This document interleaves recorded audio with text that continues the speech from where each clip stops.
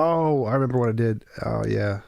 I had to change my screen size for my last stream because it was on, what's it? Streamlabs. In Streamlabs, the image is different than my normal screen capture program. So I was like, for some reason, we aren't showing up on screen. Like, what is going on? But now it is good. That is a very interesting lamp. I like it. Oh, this one here? Yeah. Yeah, we wanted to go with something like kind of just more unique, kind of catch your eye. And I've always liked the industrial looks, so yeah, Yeah, it definitely looks cool, like old miner stuff. yeah.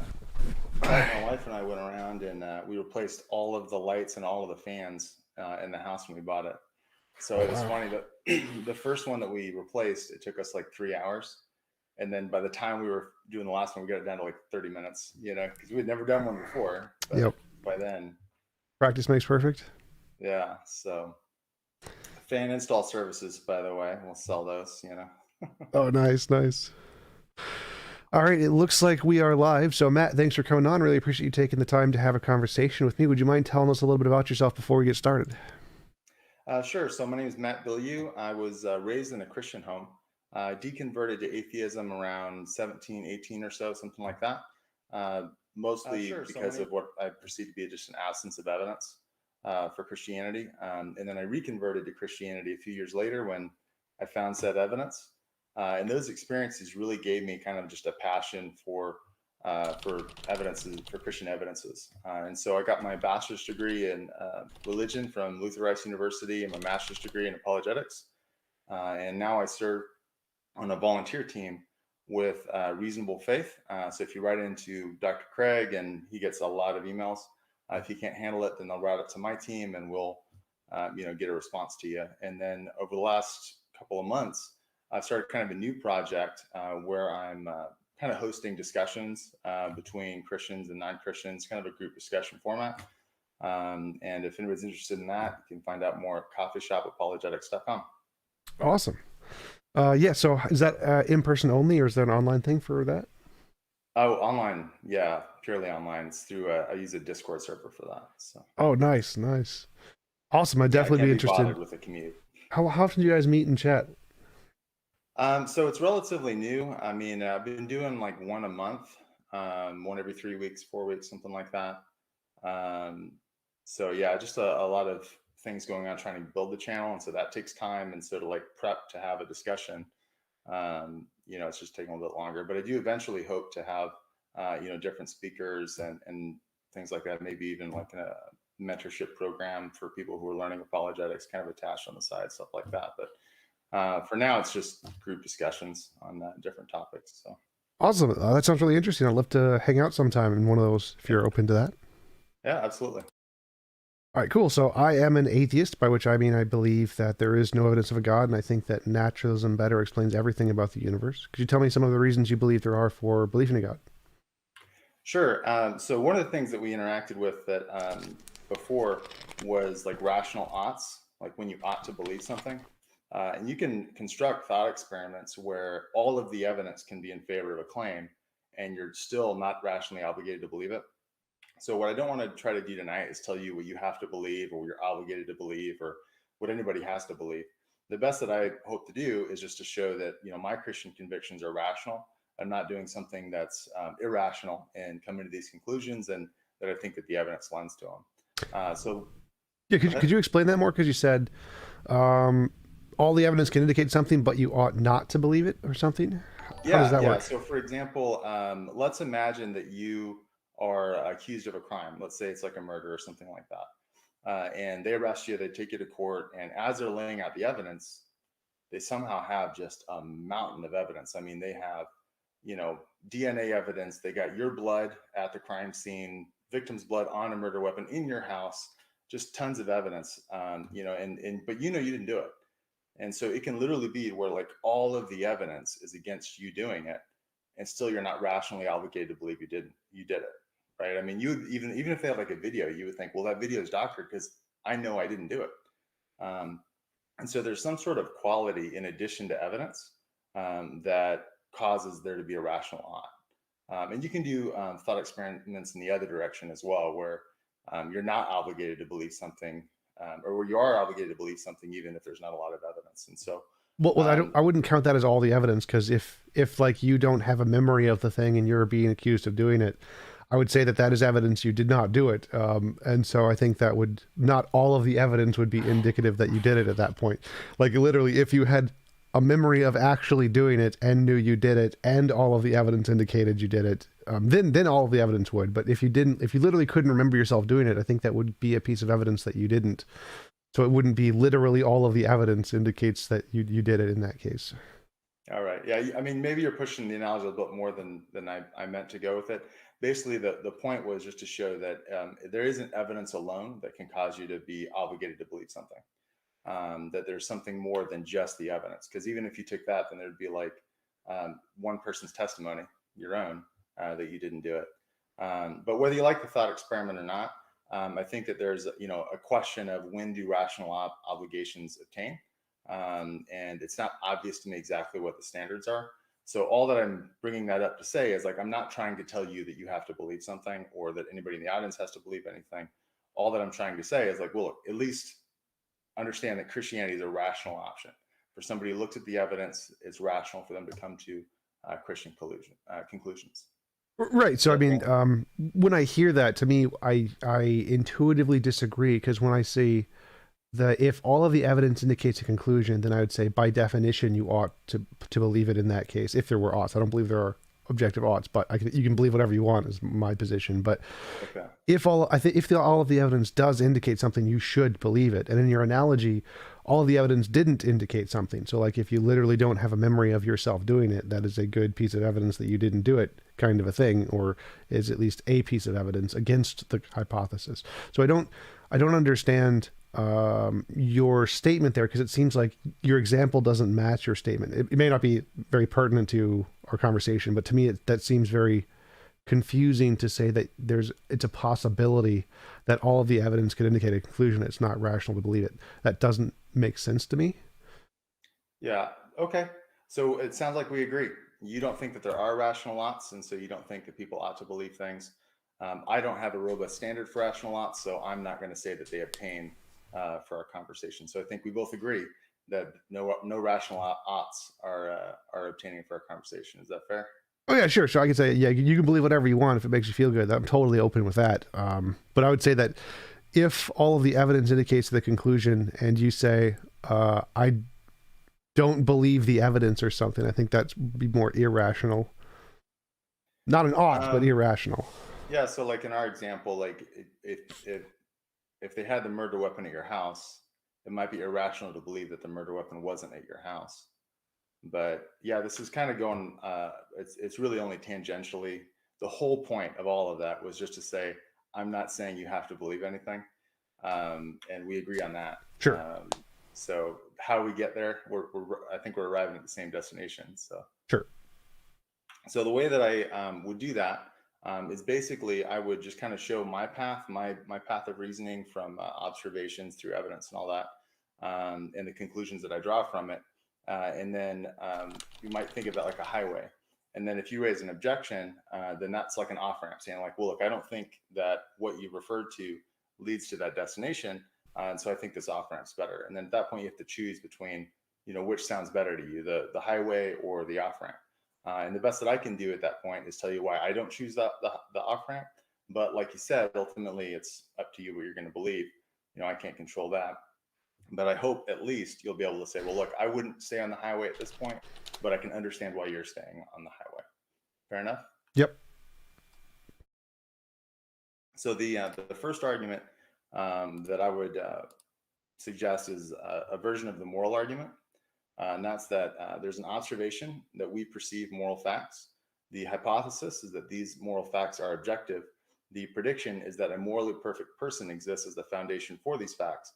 And the verification is that in tandem with other observations from other arguments, we'll predict this being as God, and you'll meet him someday in this life or the next.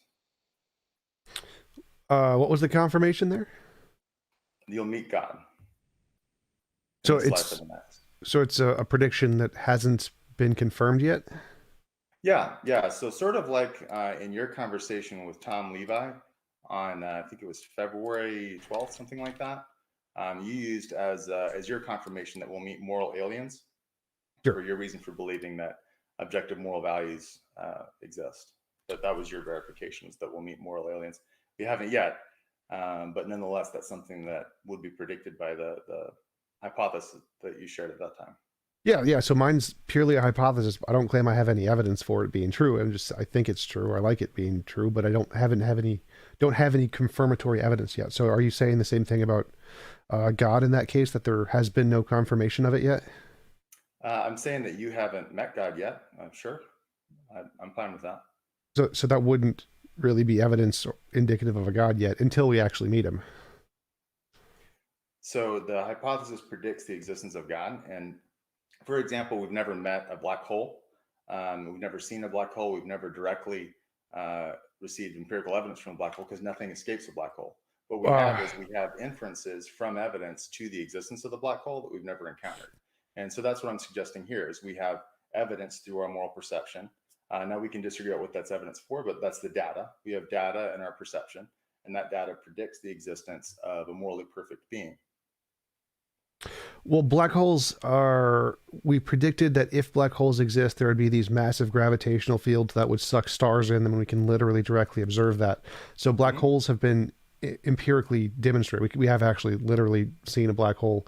There are pictures of it that has happened. So Well, light can't escape a black hole, so you wouldn't capture it on a photo. right, but we can see the light and radiation going around the black hole and what happens to it. So we can literally measure its mass. So we can measure Yeah, the mass of each and every individual black hole. We know it's a black hole. So we've literally seen them. Yeah, we don't need to literally see the event but horizon we to see a haven't black literally hole. seen them. What We you said is that we haven't seen them. We've seen evidence around them that points to the black hole.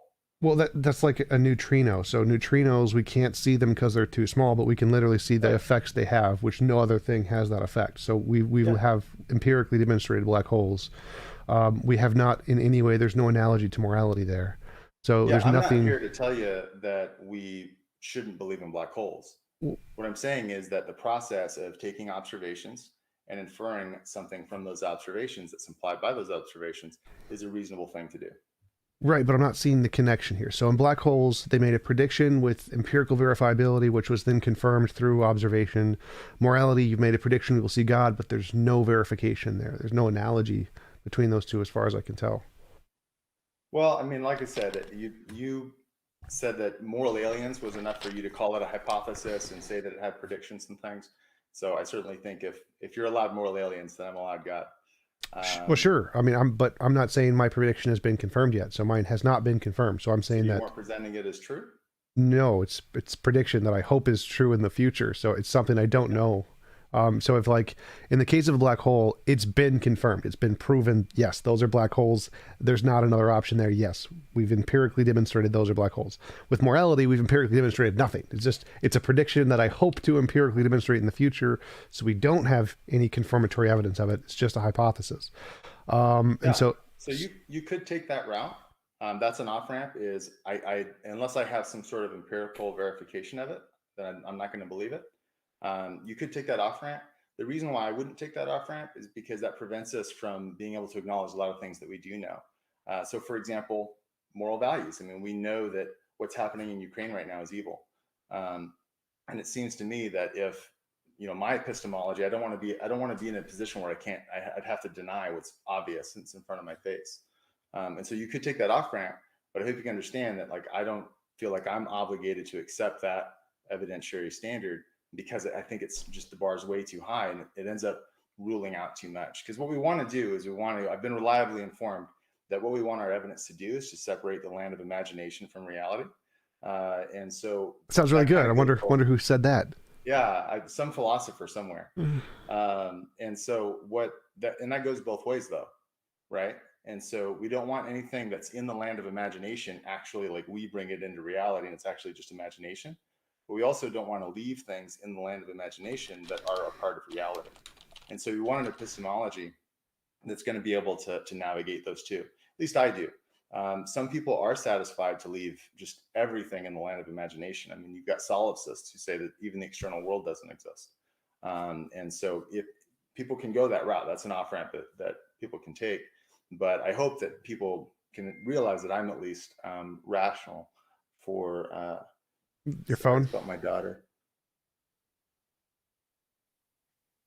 Oh, sorry. No problem. It was a text about, anyway, sorry about that. So I hope you'll realize, like, She causing even trouble at if you school, accept beating that, people up. what's that? She causing trouble at school, beating people up at 3 years old. Yeah, exactly. Yeah. She's, the enforcer.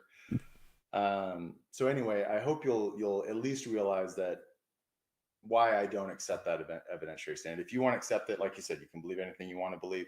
But I don't think that you would say that I'm obligated to accept that evidentiary standard. Well, sure, but that wasn't the point I was making. The point I was making is that in black holes, they made a prediction and then the prediction was confirmed. So the evidence isn't the fact it makes a prediction, it's the fact the prediction was confirmed after they made the prediction. So in the case of morality, I've made a prediction, but it's not evidence because it hasn't been confirmed yet. So in the same case of your model and my model, we haven't had our predictions confirmed. So the fact that we've made predictions isn't evidence of either I've of had our mine models. confirmed. What?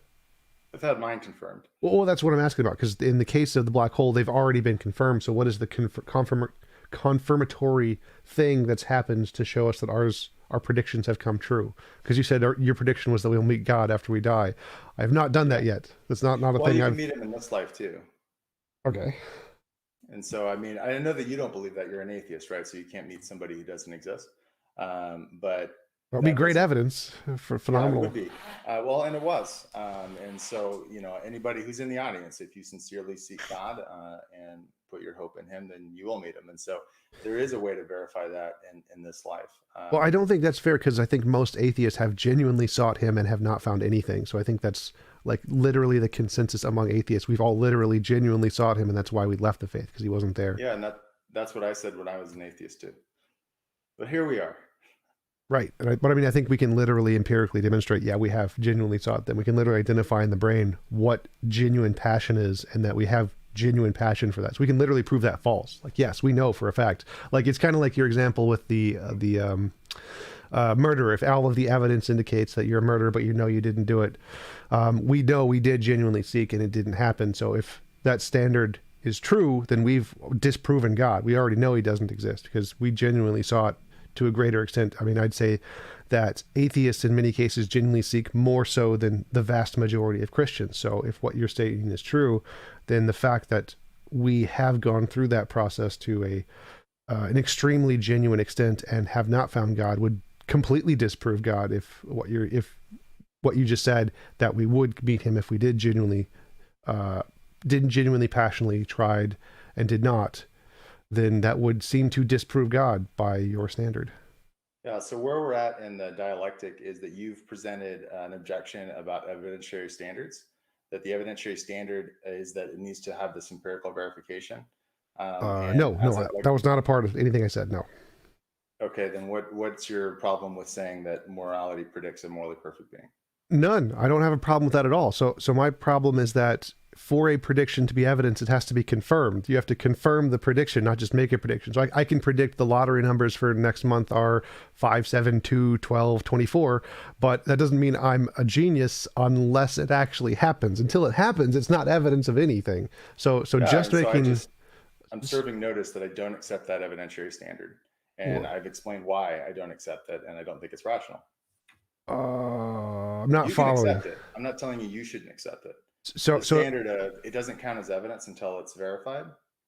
if I predict the lottery numbers right now, let's just say I'm going to predict the lottery numbers. Are you going to accept me as a genius?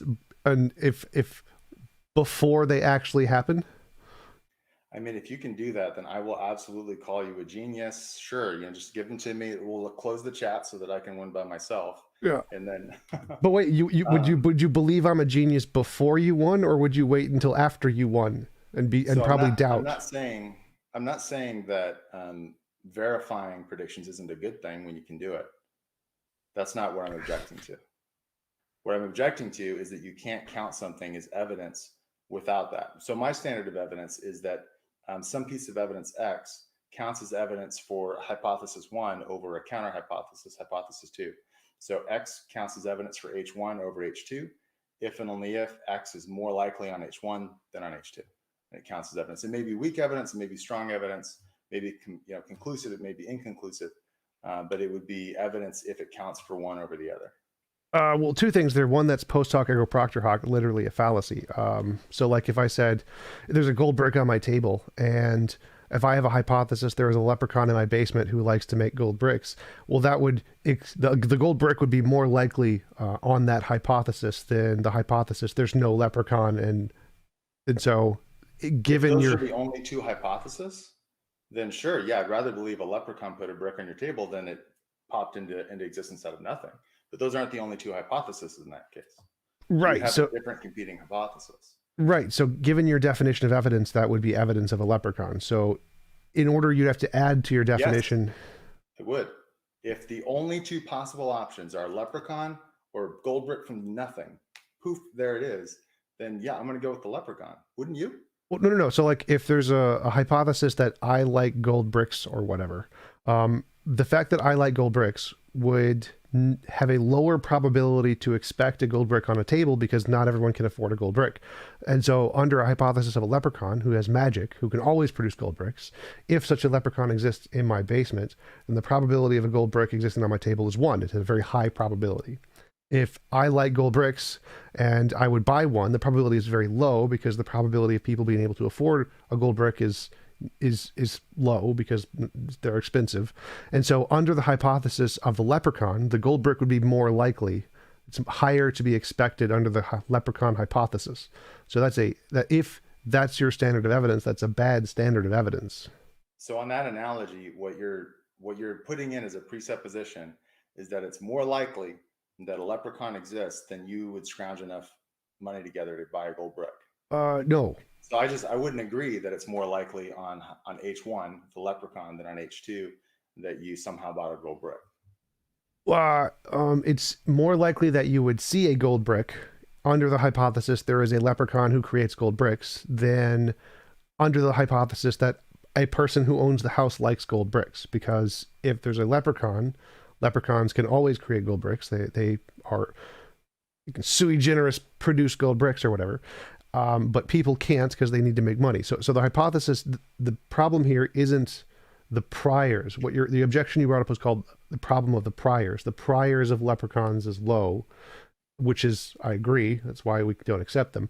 But under your original definition of evidence, the Bayesian definition, the fact that we see a gold brick would be more expected under hypothesis where the gold brick appearing has a higher likelihood, which you can make up infinitely many possible explanations to make it a higher likelihood, like a magical leprechaun.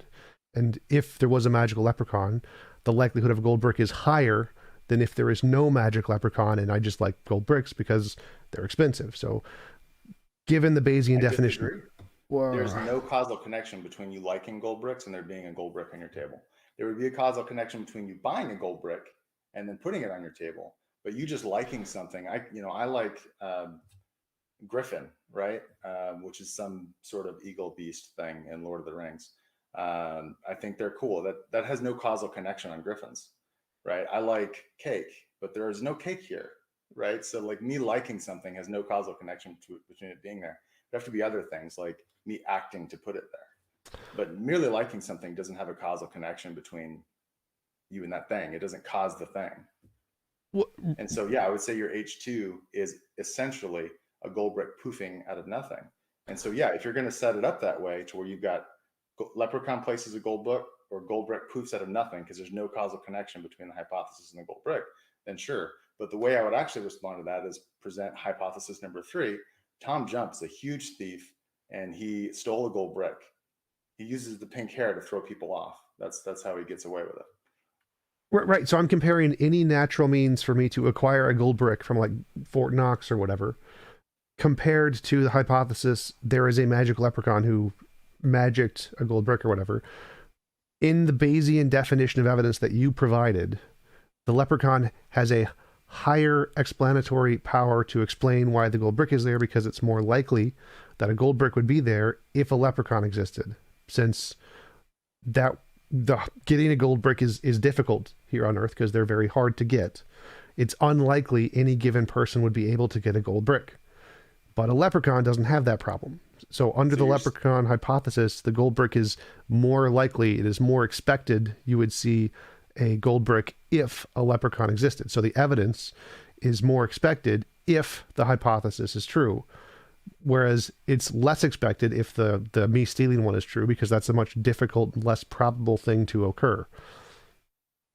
Yeah, I mean, if you're stipulating that the leprechaun exists, then I mean, sure, we can stipulate things into existence. But like I said, I don't agree that it's more likely that there is a leprechaun that poofed a brick onto your table than that you stole a brick or went out and bought one or whatever. I mean, I don't agree that the evidence is more likely on the leprechaun hypothesis than on the. So yeah, I would, the way, that's how I would respond to that, is I would say that yeah, that does work into my framework for evidentiary standard, and it would put the leprechaun lower than you stealing a brick. Well, it directly contradicts the definition of evidence you gave. That's the objection I'm having. You're saying that it's more likely that the brick would exist on the leprechaun hypothesis than on the you stole a brick hypothesis. Yes. I disagree. So the definition of evidence you gave is the Bayesian definition of evidence, that a piece of evidence is more likely if a hypothesis is true. It's more expected. This piece of evidence, F, I think is the letter you used, is more expected if my hypothesis is true. That means you assume the hypothesis is true, and if the evidence is there, you already see it. So that would mean you assume the leprechaun is true, your hypothesis. Would you expect to see the data that you see? Like the gold brick? Well, yes, obviously you would.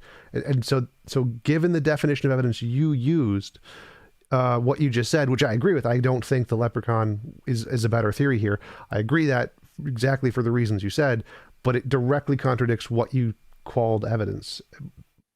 So, yeah, maybe I don't think it does, for the reasons I've already explained. I don't think I can make it more clear why I don't think that's the case. Well, I mean, I deductively proved it. So, I mean, I don't think that I'm obligated to accept your evidentiary standard. And so that's why I wouldn't take that off ramp, is because I don't think that things are only evidence if they're confirmed empirically or if they're confirmed. Well, again, I never said that. That's not a thing I ever said at any point. I'm not an empiricist. So my point here was an internal contradiction. You made a statement, which was your definition of evidence. Would you like to give it again? I'll write it down, and I can deductively prove that this is a contradiction in your position. It has nothing to do with my position. What is your definition of evidence? I'm gonna write this down. Yeah, I mean, I said that X counts as evidence for H1 over H2 if and only if X is more likely given H1 than given H2. So X being the thing we see, the evidence. Yeah. So the thing we see is more likely given one hypothesis over another hypothesis. Yeah. So if I have one hypothesis that guarantees the gold brick will be there, and one hypothesis that it's only a small chance the gold brick will be there, is that evidence of the hypothesis that guarantees the gold brick will be there? Well, I mean, what I think, so I think that the evidence would sway in favor of H2 in that case. I mean, look, you're familiar with the Bayes theorem. There's a lot of different variables in there. There's not just the probability of the evidence given the hypothesis. There's also the probability of the hypothesis on the background information. Priors, it's called priors. So they're on priors, right? So, I mean, like I said, I really don't see how this has anything to do with morality. Well, priors. I don't think that in order for me to say that this implies that I must have a verification of that. I mean, I never said that. That's not any part of anything I said. Well, then we agree. We agree that that's not necessary. Right, but I'm saying there's a contradiction in your definition. So you said your definition of evidence is that if we would expect to see evidence X more on hypothesis 1 than hypothesis 2, then that's evidence of hypothesis 1, right? Yeah, I mean, I'm not here to defend a position on evidentiary standards. I'm just telling you why it is that I won't take that off ramp that you put forward. I literally didn't offer an off ramp here. That's not. I've never said anything about empiricism. So I'm showing that definition you provided is a post hoc ergo propter hoc fallacy. It is simply defining anything into existence that has a high probability of explaining the data and saying it's evidence of that hypothesis. Which, like you said, we could just make up whatever we wanted to explain the data. Which, I mean, what you said is an argument William Lane Craig uses and many apologists use to define evidence in the Bayesian way, which Mhm. does exactly have the problem you stated. That I think you're 100% right. You could make up anything you want that is a hypothesis that could be a high probability of explaining the data and call the data evidence of that hypothesis. This is a problem with the way Bayesian epistemology is used. And so I agree with your assessment that is a terrible definition of evidence, and I don't think you or Craig should use it. But if you wanted to move on to bring up evidence of some other kind, that'd be great. Okay, so like I said, we have our observation. The observation is that we perceive a realm of moral facts. The hypothesis is that those moral facts are objective. And I think that the objectivity of moral facts predicts a morally perfect being to ground them. Now, I understand that you're a moral realist. Is that right? Yep. So, as far as the first part of it, I think that we agree. We agree that there is that there are objective moral facts. Yep. We agree that that's a part of reality, and then it just comes to explaining it, right? What would we predict? And the reason why I think that it would predict a perfect being, a perfect person, is because moral values like justice, compassion, love, those sorts of things, those are all moral. Those are all character qualities, right? So, for example, if I said that on the wall behind you, on the other side of that wall, there's an object of some kind. I'm not going to tell you what it is, but I will tell you that it's just, it's loving, and it's compassionate. You would you think it's a person, or would you think it's an inanimate object? Person. Right, you think it's a person. And so when we look at what's going to ground values like love and justice and compassion, these moral virtues that we experience through our moral experience, it seems reasonable to infer that it would be a person that would ground those because they're personal character traits. Well, it seems like you've made the assumption that the thing that is going to ground them has to have those properties, which I see no evidence of that at all. Like, I agree morality is objective, but there seems to be no reason to think that the thing that grounds them is just or loving or compassionate. Yeah, if it's going to ground love, then it's going to have to convey to love somehow that its properties. And so, I mean, like for example, well, I mean, it's a grounding relation. It comes from the things below it. I mean, it can't inherit things that aren't below it. And like I said, I mean, if you look What? at it, can't inherit things that aren't that it. There's got to be some sort of connection between the grounding and the thing it's grounded. Sure, but I mean, I think what you just said was a composition division fallacy. So, like, it seems like you're saying that no new kinds of properties can arise from interactions that don't exist in the prior state. So, like, stars. Do you No, think the origin of the universe was a star? no. But stars came about from non-stars, right? Well, stars are a way of referring to particular interactions. But the reason why Hydrogen that atoms, what's that? protons, neutrons, you can pick literally any particle you want. Those things didn't exist at the Big Bang. They came about from like quantum fields. Those produced these things. They came about, they were not in the original fundamental nature of reality. They came about as emergent properties of the fundamental nature of reality. So, likewise, love can be an emergent property of whatever the fundamental moral law is. It doesn't need to be in the law. The law doesn't need to be loving. Love can be a emergent property of the law. Yeah. So the problem there is that emergent properties come from compositions. So, for example, you get water molecules together. A water molecule by itself doesn't demonstrate cohesion or adhesion, but when you combine water molecules together, you get cohesion and adhesion. And so it's a property of of composing that you get these emergent properties. But the problem is that like justice isn't something it's not a composite object. Yeah, it is. There's not a composite object that's justice. Yeah, it is. It's a Uh, sensation in the brain. you can't divide it in two and have justice, half of justice over here and half of justice over there. Justice is a concept, and it's not something that is a physical object. It is literally a physical object. Concepts are literally physical objects in the brain. So justice is, again, just our brain's way of interpreting different moral facts. It isn't actually in any of the moral facts. It's just our way of interpreting moral facts. So it is divisible. It is emergent in the brain. Okay, so that's an off ramp you could take. The reason why I wouldn't take that off ramp is because what you're suggesting is incoherent to me. Like I don't even know what it would mean to have half of love or to have half of justice. I do know what it would mean to have half of a brain, but the fact that you can divide a brain in half, you can't divide concepts in half, like ideas in half. You can think of half a thing, but you can't divide the thought in half. Gives us good reason to think that these sorts of qualities are not the physical.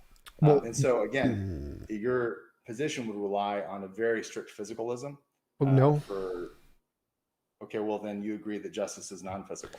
No, like neither of those things are required here. So I think love is a concept. Justice is a concept, and a concept is made up of a bunch of different ideas. So if you remove any of the different ideas, you are subdividing justice, you are subdividing love. So you can say this set of properties is love, and someone can say, no, I think this set of properties in love, and they can change it or add or take away some. So yes, you can subdivide the concept of love quite easily. It's not hard, regardless of whether or not it's physical. So again, justice is a composite of a bunch of other ideas. It's not a primitive. Yeah, I mean, you could take that route. Again, I don't, because that's foreign to my personal experience. I suspect that'll be foreign to most people's personal experience, where you experience something like justice. Sure, there can be different applications of justice, different ways that it's applied, but the actual concept of justice itself doesn't strike me as like a water molecule where there's hydrogen and atom bonded together, where like it's a composite thing stuck together. That's certainly not within my first person experience, and so if that's in your first person experience, it's just like God, where I'd say I have a first person experience of God. That doesn't make you obligated to believe it. If you really do have this first person experience of things like love and justice, where they're divisible, again, to me that's incoherent. But if that's your first person experience, I mean, I don't know what's going on in your head, and just like you don't know what's going on in mine, and so I'm not going to take that as persuasive, because again, I mean, I don't even know what that would mean to have half of justice. Okay, do people have different concepts of what justice is? People can apply it different ways. They can think there's different ways to apply it. So they can say that this is so. Like for example, in certain countries, they might say that you should take someone who's a homosexual and murder them. In our country, we don't think that we should murder them. And so, there's different applications of justice. We both think that they're doing something just. They just have different applications of it. Okay, So but that's different than dividing it. right. So I asked, do people have different concepts of justice, different definitions, different applications, different concepts of justice? No, I think the concept of justice is like a primitive. People might describe it in different ways, but I think that generally it's the same concept that we're talking about. So when I say justice, you know what I'm talking about. Well, You're I gonna know have the to dictionary actively define definition, it. but the dictionary definition is 100% a composite. Like everybody in linguistics agrees that. So I don't know how it could be a primitive. If you say it's a primitive, I have no idea what you're talking about. If you say it's a composite in the dictionary definition, then I know what you mean. That's what I assumed you mean. I don't know what you Yeah. mean when you say Well, it's a philosopher Eric primitive. Muhlenberg thinks that they are primitives. In fact, he takes them to be brute facts, and so in that case they would be fundamental. They're not divisible, and so yeah, this is not a fringe view that I'm putting forward. And like I said, it's part of my first person experience, and people have to ask themselves, does it make sense to have half of compassion? Does it make sense to have a third of compassion? I mean, can you divide it up that way? And if that makes sense to them, I don't even know what that would mean, but it's incoherent to me, and so I'm not buying it. So a brute fact means it has no explanation, which means it can't be grounded in a Correct. god. Right. Eric Willenberg's an agnostic, so yeah, he's not going to say they're grounded in God. Right. So you're saying it's a composite of God's nature. No. Okay, so if it's a primitive, that means it's not grounded in God. That's A composite is two things that are bonded together, like a composite object would be oh, things that are put together okay. to make a whole. So it's grounded in God's nature. It's not a primitive. Right. There's something else Well, that's I more haven't said primitive.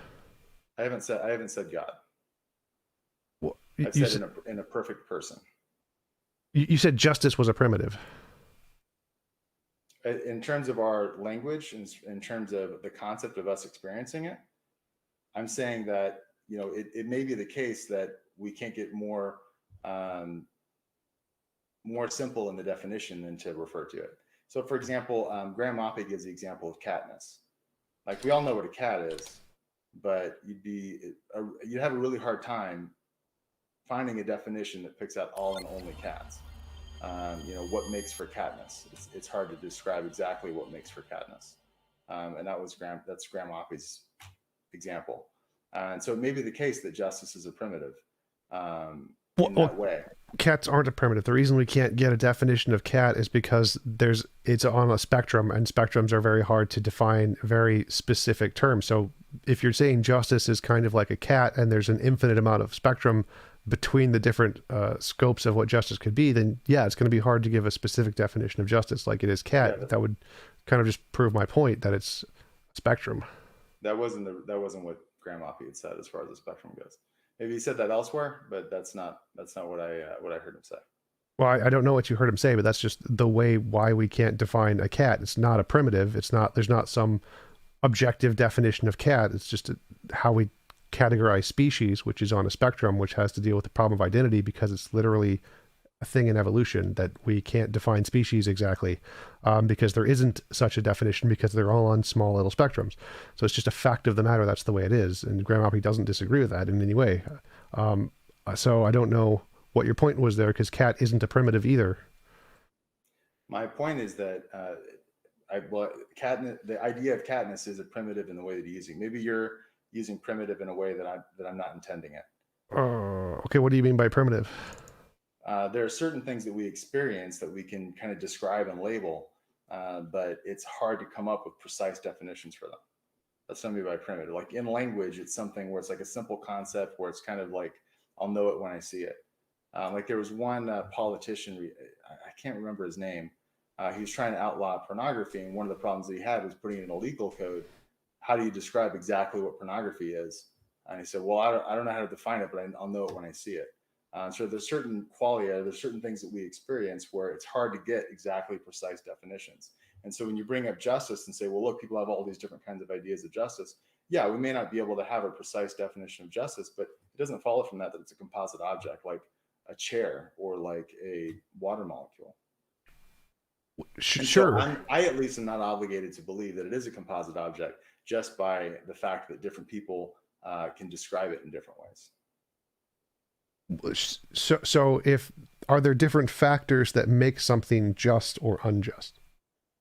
Are there different factors? What do you mean by factors? Properties, categories, ways Let's say there are states of affairs that are just, and there are states of affairs that are unjust. Or so there are like other states of affairs that I guess that would be ajust. That would be neither. So like if I would say a lot of theists say justice is, I don't know, that which corresponds to God's nature or something like that.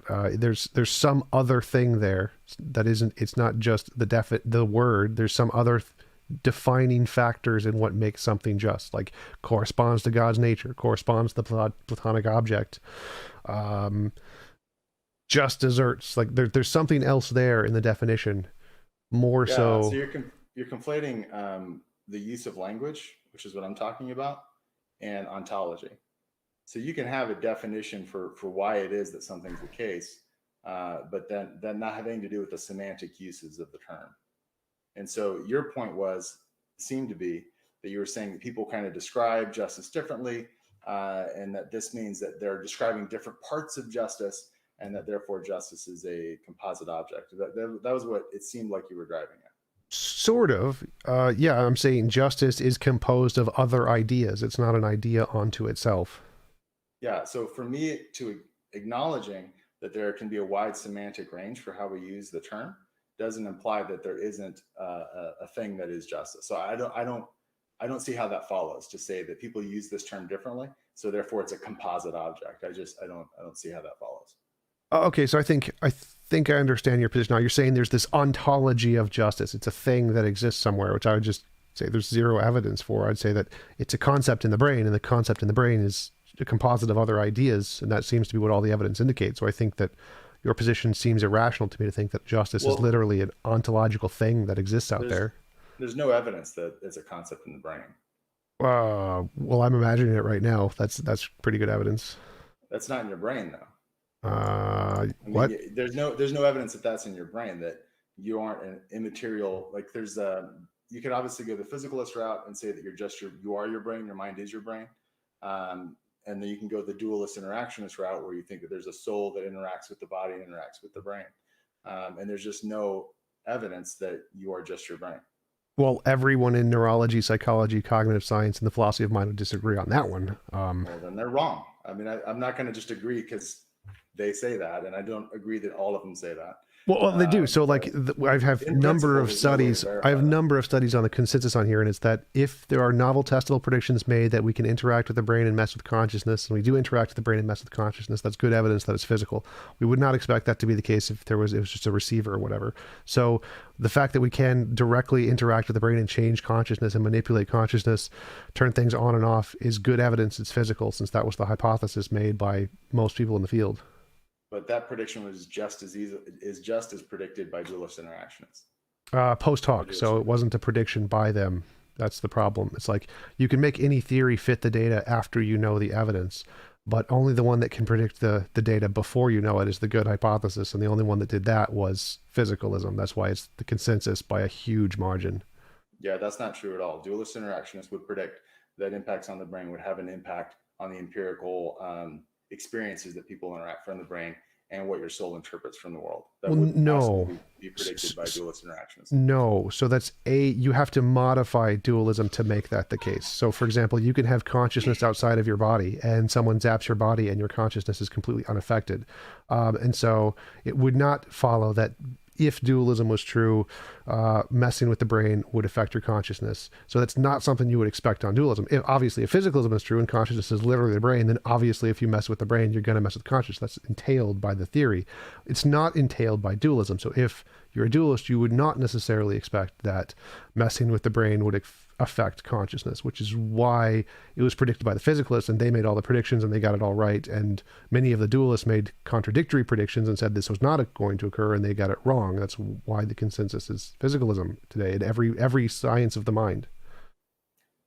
Yeah, no, it's not. I just don't agree. And so, like I said, I do think that dualist interactionism predicts that you would see impacts from the body if you mess with the body, and that if the brain is in the mind is getting information that comes through the body, then you would expect if you interrupt that information, then you're going to have those the information coming to the brain is going to be different. So, for example, we're on a video feed right now, right? Yeah. So if some hacker, got into that video feed and changed it, then it could come through on my end, and they could do whatever they want. They could give you whiskers, they could give you like big cat ears, they could do whatever, and that's what I would see, and so that's what I would be reacting to. And so, yeah, you actually would have the same empirical results from dualist interactionism as you would with physicalism and those kinds of studies. And that's why, in principle, you can't disprove the brain or disprove the existence of an immaterial mind through those sorts of experiments. And so, like I said, you don't have to go my route, go down my path, but that's a reasonable position to take, is to say, look, this position, dualist interactionism, just as easily predicts the evidence as dualism. It's not a race to who got there first, and it's not a popularity contest among neuroscientists. That just is what is predicted by the theory, and so I'm at least rational for not believing that. The other issue, well, definitely not. You're definitely not rational in that case, because we can prove again that's post hoc reasoning. So if I have a theory that predicts everything, and so for example, I say, I don't know, just a theory that predicts literally everything, and here's another theory that predicts 1 out of the 10 possibilities, and we discover the 1 out of the 10 possibilities is correct. That's evidence of the theory that predicted only that one. If there's another theory that predicted the other 10, all 10, and you falsified the 9, and that other theory was like, oh, well, that's okay because we have a version of the theory that can fit this one thing.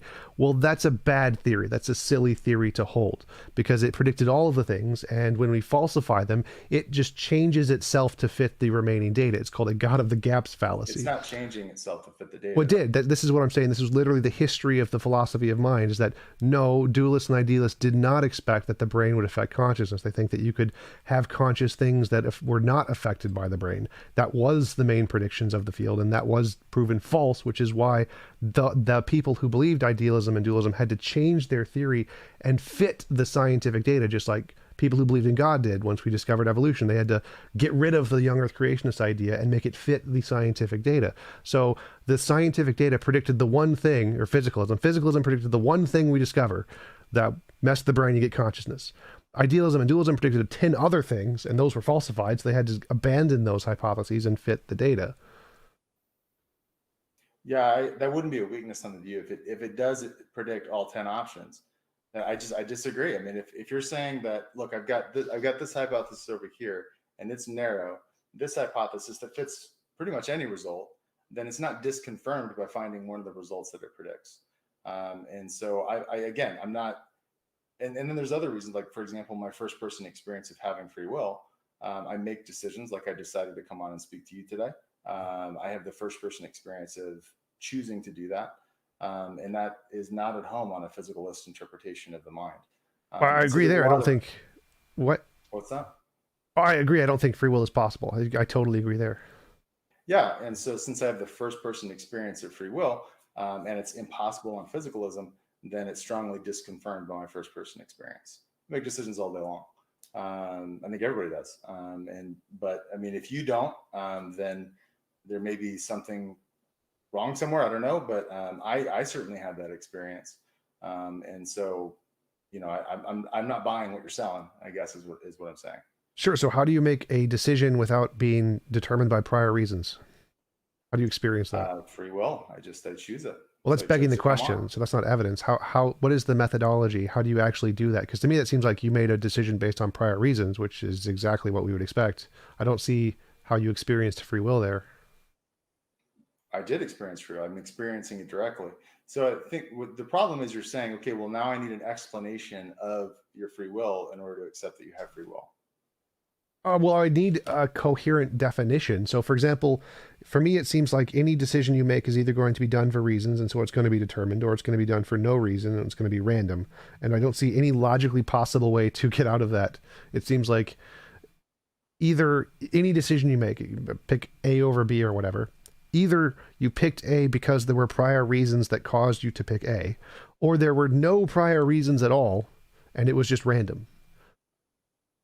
Yeah, that doesn't follow at all. Having reasons to make a choice, you know, a choice being non-arbitrary does not imply that it's determined.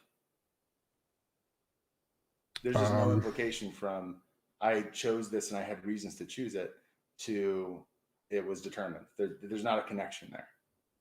well, I'm defining reason as literally anything that is like an electrical signal causing it to choose A over B. It's literally a determining factor that causes the decision to be made. So either there is a determining factor causing the decision to be made, or there is no determining factor and it's random.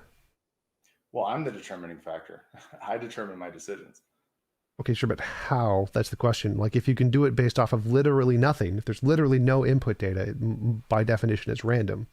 So there has to be some No. input data, whether it's from your. So the explanation of how my decision comes about is that I make a free will choice. Okay, but That's the explanation. that's not Now an you're asking explanation. for what's the explanation of the free will choice.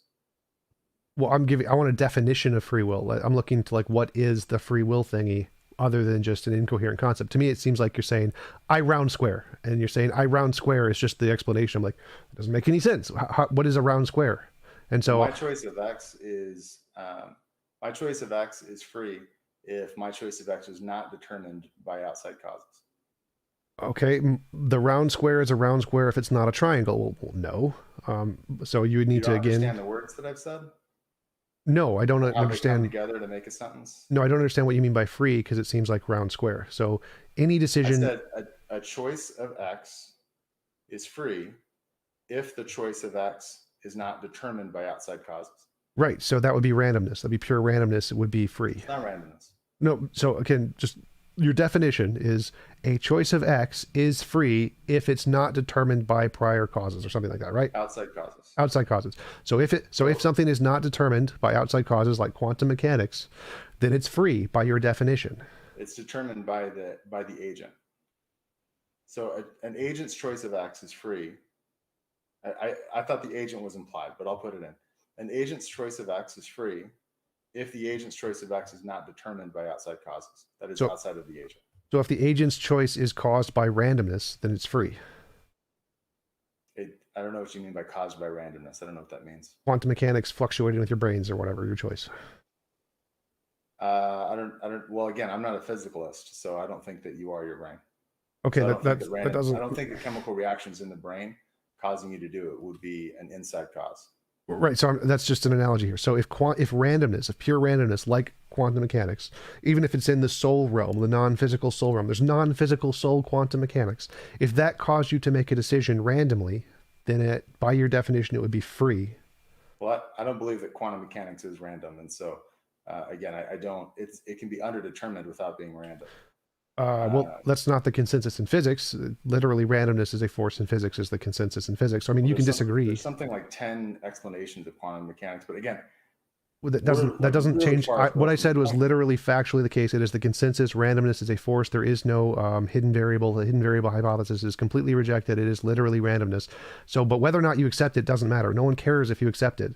The point is that it's logically possible. Randomness is a thing, and if randomness is a thing, then by your definition, randomness is free. So again, randomness doesn't have causal powers. Randomness is a way of describing events, whether they um, Happen without are determining random or not, I factors. guess. That's what randomness means. It happens without determining factors, which was the same definition you gave of free. Yeah. So in that case, there's not an agent who's choosing X in that case. So Okay, yeah, so I guess I disagree with the way you're setting up the scenario because I don't think that you're smuggling in that your choices are caused by quantum mechanics, and so at that point, no, it would be determined by quantum mechanics. okay, sure. So you're saying randomness isn't free, determinism isn't free. So you got what's the third option here? Free will, Yeah, but no, that's not an agent explanation. causation, agent causation That's just a synonym. So I need to explain how does that work? Like to so me, again, I've said agent causation explains the choice. That explains how it is that you have free will. You're using agent well, that's causation. just a synonym. That's like saying a round square explains a round square. You need to explain how does it do that? You're again, and I'm let me try to finish this time. I don't mean to be rude. That was rude. I'm just saying, like, I'm like halfway through the sentence. Um, I'm saying that you're asking how is it that you have a free choice? I'm saying agent causation explains how it is that I have a free choice because I'm making the choice freely through agent causation. You're now asking, okay, well, how do you explain agent causation? I'm looking for a definition of agent causation that makes sense. So just saying agent causation and saying free will is like me saying a synonym and another synonym. Like it doesn't explain anything. Just giving a different word that means the same thing doesn't in any way explain what's going on there. I need a coherent definition of what both of these words mean, agent causation and free will, because neither of those things have any explanatory power. They have no explanatory scope. They have no coherent definition. They're completely meaningless terms as far as I can tell. So I need to add meaning to these terms. What was the agent's choice of X is not determined. You asked me to explain what I mean by free will. The agent's choice of X is free if it's not determined by causes outside of the agent. Okay, but that literally doesn't work. So if I said a potato is not a triangle, well, that means that literally everything in the universe is a potato. It tells me nothing about what a potato is because it's not a triangle. So telling me what it is not doesn't give me any content to explain what it is. Or I need to know what it is. I can't make the definition more simple than that. So if that sounds like potatoes and triangles to you, I can't explain it more simply. Well, so for any definition of anything ever, if I just say X is not Y, what does that tell me about X? That it's not Y. Okay, so what is X? I said X is not a potato. What is X? So, well, I mean, again, I don't think that that's a good analogy because there are a whole host of objects, but here there's only a few. There's either outside causes or there's the agent. And so if I said, X is, the analogy would be X is not anything but a potato. That's just saying X is a potato. Right. But that doesn't help you here because you're not saying that. You're saying cause is free. Well, no, you're not telling us anything about agent cause. You're saying agent cause is not determined. So if you said agent cause is not determined, well, okay, now it's not, that's a coherent sentence. But saying agent cause is not determined is like saying X is not a potato. Well, that doesn't tell us anything about what it is. And the reason this is a problem is because you can say X is not an existing property, or X doesn't exist in reality. You can use the not property to eliminate all logically possible worlds and have a coherent sentence of X is not. So saying X is not doesn't actually show this is an existing thing or that it's real or that it's coherent. You're just eliminating something that is coherent and providing no alternative. Well, once again, I mean, we have a first person experience of making free will choices. And I've explained what I think that is as far as X and the causation. I can't explain it more simply than that. So you feel like you have this magical new ontological cause thing, which has never been demonstrated. Therefore, Nope, I don't believe in magic. Magic refers to mana, which is some nope. force that That's is one positive definition. That's one permeate the definition universe. of magic. That's not all the definitions of magic. So the way I'm using magic here is some supernatural new causation, which has never been demonstrated and has no evidence. That would be What do you mean magic. by supernatural? Above the laws of physics. Then yes, Right. So you're saying yeah, there's this it would be new magical. non-determined. The laws of physics are deterministic. Well, they're literally indeterministic. It's literally, again, the consistent physics. But if you're saying there's this new ontological force which you have access to through direct experience, well, I'd just say, well, that's just a delusion. Like, it's more likely Okay. that you have a delusion and you've misconstrued some subjective experience than you actually have access to a direct ontology of the universe. Like, literally, we know for a fact our experiences are not reliable sources of information about the fundamental nature of reality. The only thing that we can reliably say is that I exist, and anything beyond that, you don't have access to the fundamental nature of Yeah, reality. So if you and think I that would say you, ditto. I would say the same exact thing about you.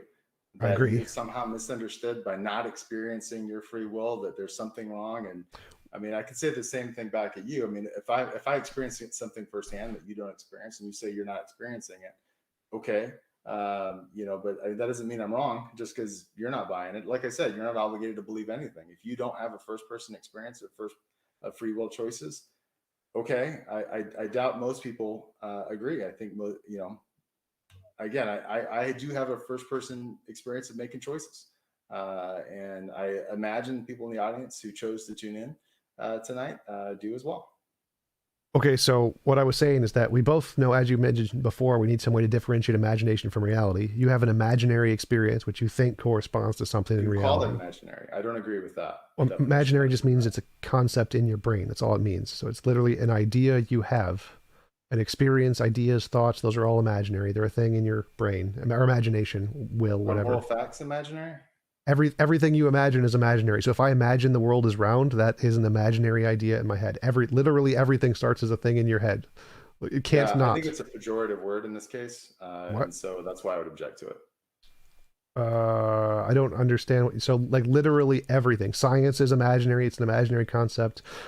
Every fact is an imaginary concept, a proposition you've imagined in your head. Everything starts as imaginary until demonstrated otherwise. So you have an imaginary experience, and as you I don't. agreed, you need some way to differentiate imagination from reality.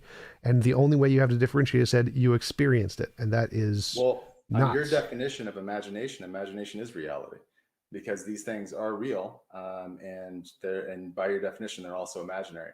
And so, by your own definition, you've now crossed imagination and reality because Nope. you're taking things that are real, like the concepts in my mind, which you agree are real, and saying that they're imaginary. And so now we have imagination and reality overlapping. And Nope. so, So I just don't think you understand the conversation here. So if you're saying free will, agent causation is a literal, objective, existing thing independent of imagination, you're not just saying it exists in your imagination. If you were saying that, I'd be fine. Yes, it exists in your imagination. I agree. Your imagination exists in reality. But does what your proposition states, that there is this agent causation that actually objectively exists independent of our imagination, does that exist in reality? Well, you've provided nothing other than your imagination. yeah, I mean, like I said, I object to the term imagination used in that way. I think that it's pejorative because imagination is typically used to be like fiction.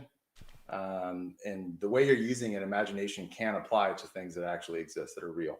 Like, for example, I have a conception of our conversation, of the information that's being conveyed between us and that has been conveyed between us. That's real. But by your definition, it's both real and imaginary. Yeah. And so we're not dividing between imagination and reality because, on your definition, they're the same thing in that case. No, again, that's false. You just don't understand the distinction here. It's pretty obvious to everyone.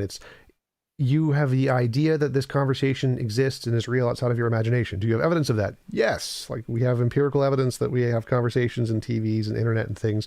So yes, your idea that we are having a conversation, and that idea which says this is a real thing that exists in the world independent of imagination, is true. So it is an imagination. You have an imaginary idea of the conversation and that it exists in the world, and it also exists in the world. Those are two separate things. The idea in your head So, and the fact of the matter are two separate things. okay, so you're saying that the conversation exists in the world Yep. And you, and it's also my imagination. no, the conversation exists in the world, and you have an idea in your imagination about the conversation that exists in the world. I think you're saying that we don't have direct interactions with the world. Is that what you're saying? We don't have, through our perceptions, we don't interact with the world. Is that your No, position? Okay, well then I had an interaction with the conversation, right? and so I don't know how you would account for the information that passed between us in a physicalist sense. But I guess I mean, What? yeah, if you think that the brain is the mind, I guess you would have to say Also, that. not have anything to do with what I said. So, I mean, expressing how information transfers between minds is extremely simple. Information theory, Claude Shannon, 1958 paper, like visual and auditory information is presented to you and calculated by the brain. Oh, problem solved. Very, very simple. But that has nothing to do with anything I said. So what I said was you need to differentiate imagination from reality. All ideas in our head start off as imaginary. They're ideas in our head. That's literally our imagination. It is an idea in our head. That's literally what imagination means. Ideas in our head. And then you want to say that it's more than that. It's more than just an idea in your head that we have this agent causation. It is a thing. It is a real kind of causation, like mass or energy or spin. Those are real things that exist independent of our imagination. They also started as imaginary. The idea of spin was a thing that a physicist thought up, and then he made a prediction to try and confirm it was true independent of his imagination. But all things start as imaginary. So you've done the first part. You've come up with an imaginary hypothesis, just like everyone in physics does. You haven't done the second part, which was give a coherent definition of what that actually means and then show it actually exists in the world. You just said, well, I experienced it. If a physicist said, well, I just experienced spin, people would laugh at him because that's silly. Like, no, you don't get to just experience things, because we know that methodology is a very bad methodology and no one should trust it. And we know that that doesn't work. We know that people's personal experience is a terrible method to try and assess any truth about anything in reality, independent of our imagination. And so you trusting that or choosing to trust that seems like an irrational thing to do, given that we have defeaters for that methodology, that our personal experience is a terrible way to assess evidence of any kind. Yeah. So the problem, like I said, I mean, that's an off ramp you could take. The reason why I wouldn't take the off ramp is because it lands way too far into skepticism for me. Because, for example, you made reference to the 1958 paper that you read. How do you know you read it? It's your memory, but your Yep. memory is only in your head. Yep. So by definition, it's imagination. Yep. So you can't make that reality and it be imagination at the same time. And so all of our memory beliefs would then be in the realm of imagination. And how do you prove your memory beliefs? Well, through empirical data. But then how do you know you experienced empirical data? Well, that's an imagination. How do you know that the empirical data that you're experiencing, by the rules of inference, lead to the conclusions you're drawing? Well, that would also be imagination. And so how do you prove that? And so Novel testable predictions. So that's easy. That answering that is super, super it doesn't easy. have any predictions because you don't have any empirical data that isn't so mitigating through this. that literally doesn't matter. So this is very, very easy to predict. I say I see things like I see a TV and I imagine things. I imagine things like a unicorn, and we need some way to differentiate between the two. And we know a reliable way to do that is science, novel testable predictions. It differentiates imagination from reality. We do know that. If you want to deny that, idea in your head, and that's that's perfectly fine. So You don't know concepts, that it's ever predicted anything. we do know that. So if you want to reject science, that's on you. It just makes you look irrational.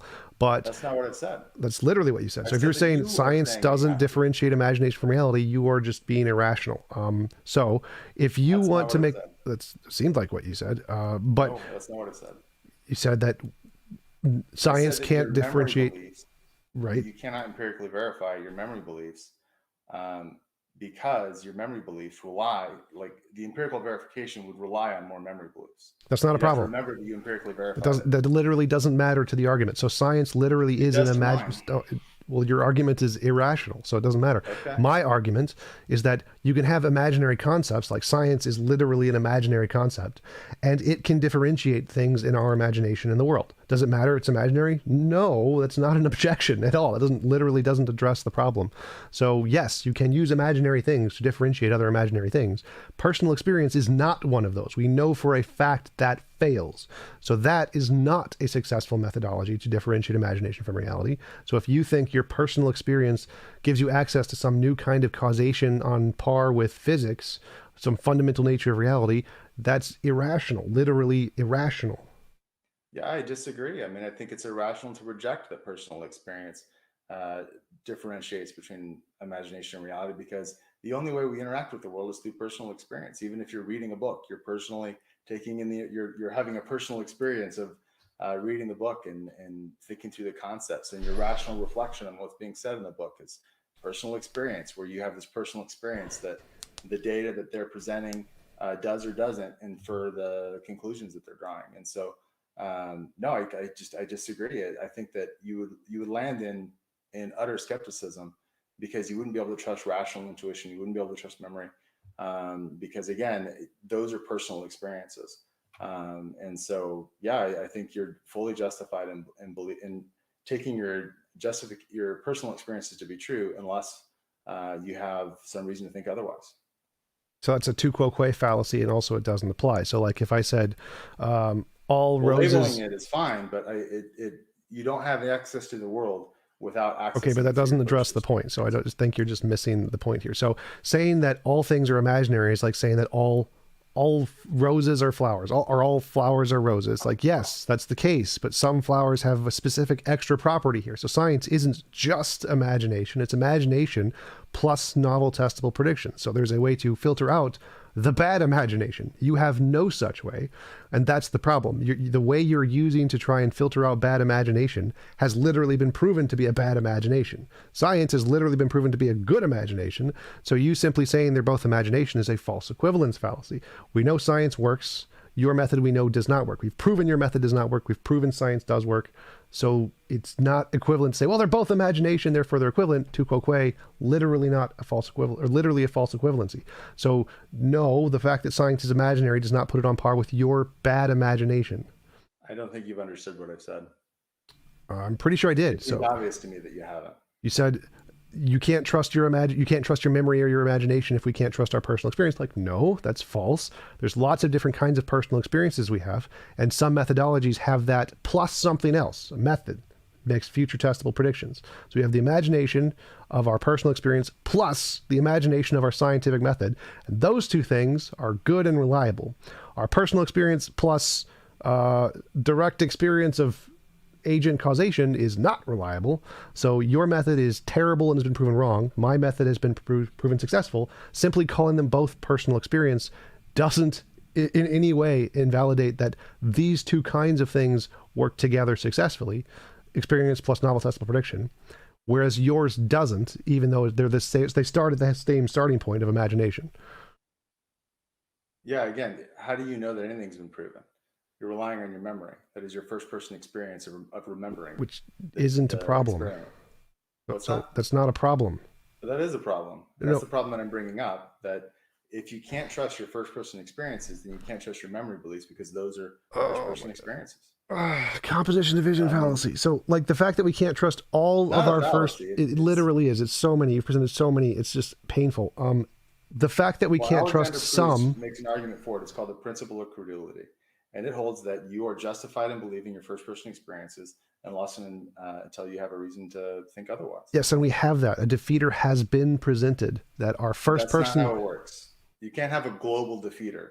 What? You can have a defeater of a particular experience. Like, for example, you remember Like personal floating experience. through the Yes, like clouds personal with experience has a unicorns. defeater, which is that we And know then they're your wrong. experience of waking up is the defeater of that experience of floating through the clouds with unicorns.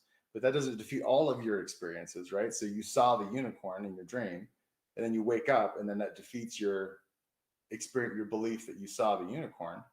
But that doesn't mean that you don't see me now through the screen, right? And so you don't Right? have global defeaters in that way. We do. It's not a global. A global defeater would be literally a defeater for literally everything. That's not. You Yeah. don't need a defeater for literally everything. But I can defeat direct personal experience having any real reference to ontology. That has a defeater, because we know that direct personal experience has a vast number of things that it justifies which have been proven false. So if that methodology of a direct experience was a reliable methodology, then we can say the majority of the things we gain of beliefs through direct experience would be true, when in fact the opposite is the case. The majority of things we get about direct experience are false. And so any given particular thing that you think is true given from direct experience would be on the false likelihood category. And so unless you have some other method. It hasn't been proven, because like I What? said, you can't prove that you can't trust your first person experiences. Yes, you can. You can literally do that. That's what illusions, delusions, fallacies, misconception, biases. We've proven for a fact that there are millions of these things. Humans make up stupid, silly ideas from their direct experience all the times. UFOs, aliens, all kinds of crap. Let me be more clear. It's contradictory to say that you can prove that you can't trust your first person experiences. No, it's not. We have proven. Literally, no, it's not. So Okay. saying Well, you can't. literally it is. Like, I mean, I guess So I don't understand what you're not understanding here. If I say you can't trust your first person experience on its own, but you can trust it in addition with something else, no, that's not logically contradictory. You can't trust your personal experience on its own because it's garbage. We've proven it's garbage. We can trust our first person experience in addition with this other thing called novel testable predictions, because that's reliable. But you don't have any novel testable predictions. You're looking at me through the screen. You are not now experiencing a novel testable prediction. All of the things. The novel testable predictions that you have ever experienced exist in your memory. That's not a problem. It's literally not a problem. I don't know why you keep saying that as if it's an objection. It's literally not. Literally not an objection. You can trust your memory in addition with something else.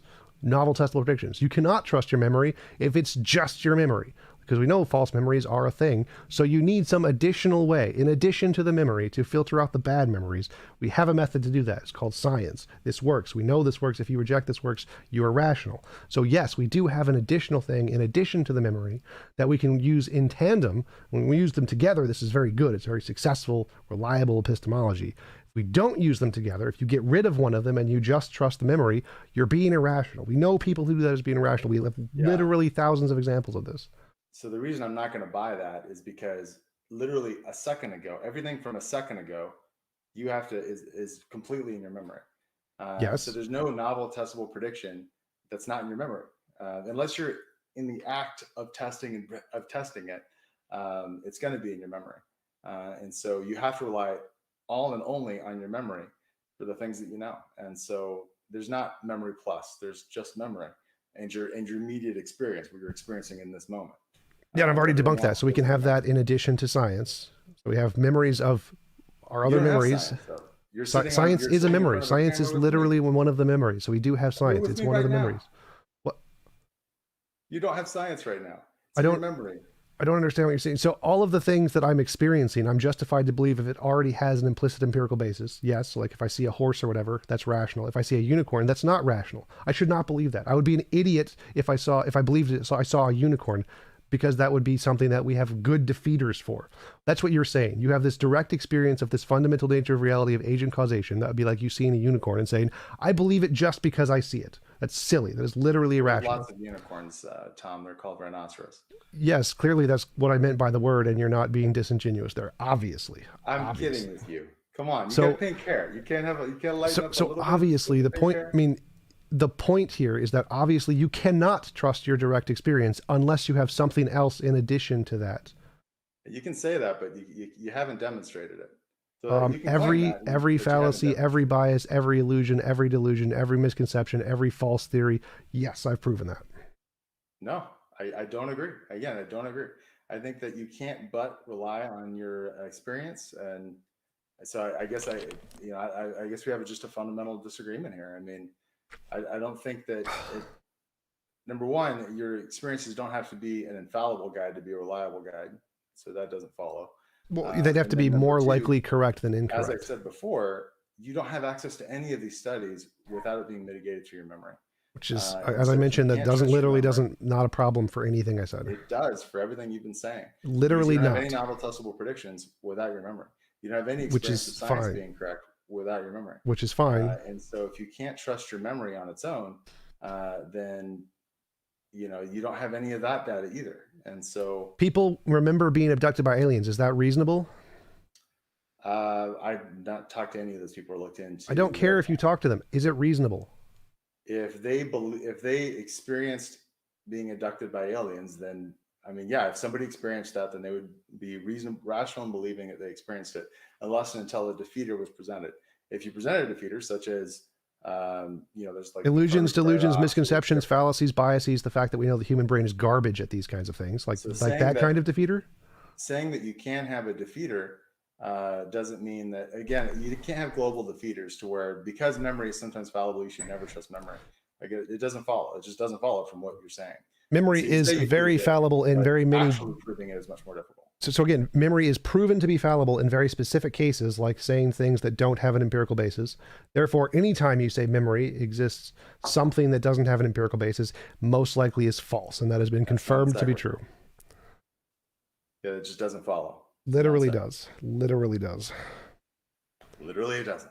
Literally does. So that's why in court cases. Time, right? Well, no. Again, this is proven in every single academic field. In court cases, if it doesn't have precedent, so the technical term. What you just said doesn't follow from. Yes, it literally does. You just don't understand it. Like, okay. if in court, if you say I experienced someone cast a spell and kill somebody else, you don't consider it in court. You throw it out because it doesn't have any precedent. There's no basis for that existing in reality. So if someone said they had have a defeater. Right. We have a defeater. That experience. You pretend you imagined or memory or experienced something that has no empirical basis. It's been defeated. You've got defeated. So my personal experiences of free will choices, which have not been defeated, because which are exactly the same as magic. You've presented magic and it's been defeated. It has no precedent. Like, you have no evidence. Yes, it does, for the exact same reason. In order for it to be a defeater, it has to give me a reason to think that it's false. Yeah. And if in presenting studies that are consistent with my view of dualist interaction, of the way that the soul interacts with the body, doesn't defeat it. It's not an undermining defeater if it's consistent with the belief, right? So, for example, if I said, "Dude, you have pink hair, but my defeater is that you bought pink dye," right? Like, well, that's consistent with it. That's not a defeater. Right. So if someone says they were abducted by aliens, or saw someone cast a Harry Potter Avada Kedavra spell to kill somebody, the fact that we can't prove that would not be inconsistent with their belief, because magical beings can cast Obliviate and change your memory. So the fact that no one else remembered is not inconsistent with their belief. Therefore, it's not a defeater that we literally know there are thousands of fallacies, biases, misconceptions in the brain that literally cause these things. Oh, it's not a defeater for their position. So they're not irrational to believe someone cast an Avada Kedavra spell. Clearly, your epistemology is just broken. Yeah, I just don't agree. I mean, you would go to the specific belief, and you present either an undercutting or overriding defeater for that belief. But that undercutting or overriding defeater wouldn't work for everything. So, for example, the alien one, if somebody believed that they had been abducted by aliens, you might get into like the distances involved, that it's unlikely that an alien would be able to travel the distances necessary from an habitable planet, or in the amount of time that the Earth's been here. Those kinds of I mean, I don't know much about alien travel, so I'm kind of winging it here, but I don't know how to disprove aliens because I haven't studied it. But I know that there are problems with saying that aliens have traveled to the Earth. You would go with that kind of stuff. I mean, you wouldn't just say, "Oh, you're an idiot." You wouldn't just say that. And at least that wouldn't be a rational way to try to disprove their beliefs. Right, I agree. Saying someone is an idiot is just an ad hom. But if we can show that human brains have fallacies, biases, illusions, delusions that literally cause these experiences, that is a defeater. And I don't need to say anything about the experience. It matters. So I can say nothing about the experience. I don't need to in any way address the experience. All I need to say is, does that experience, is it better explained by the fact that it's an illusion, or is it better explained by the fact that it corresponds to the fundamental nature of reality? I can say better explained by illusion, because we can show that's the case. Yeah, so I mean, that's a route you can go. For me, I don't want that. I think that leaves you in the land of imagination. I don't want to live in the land of imagination. I don't think that's a nice place to be.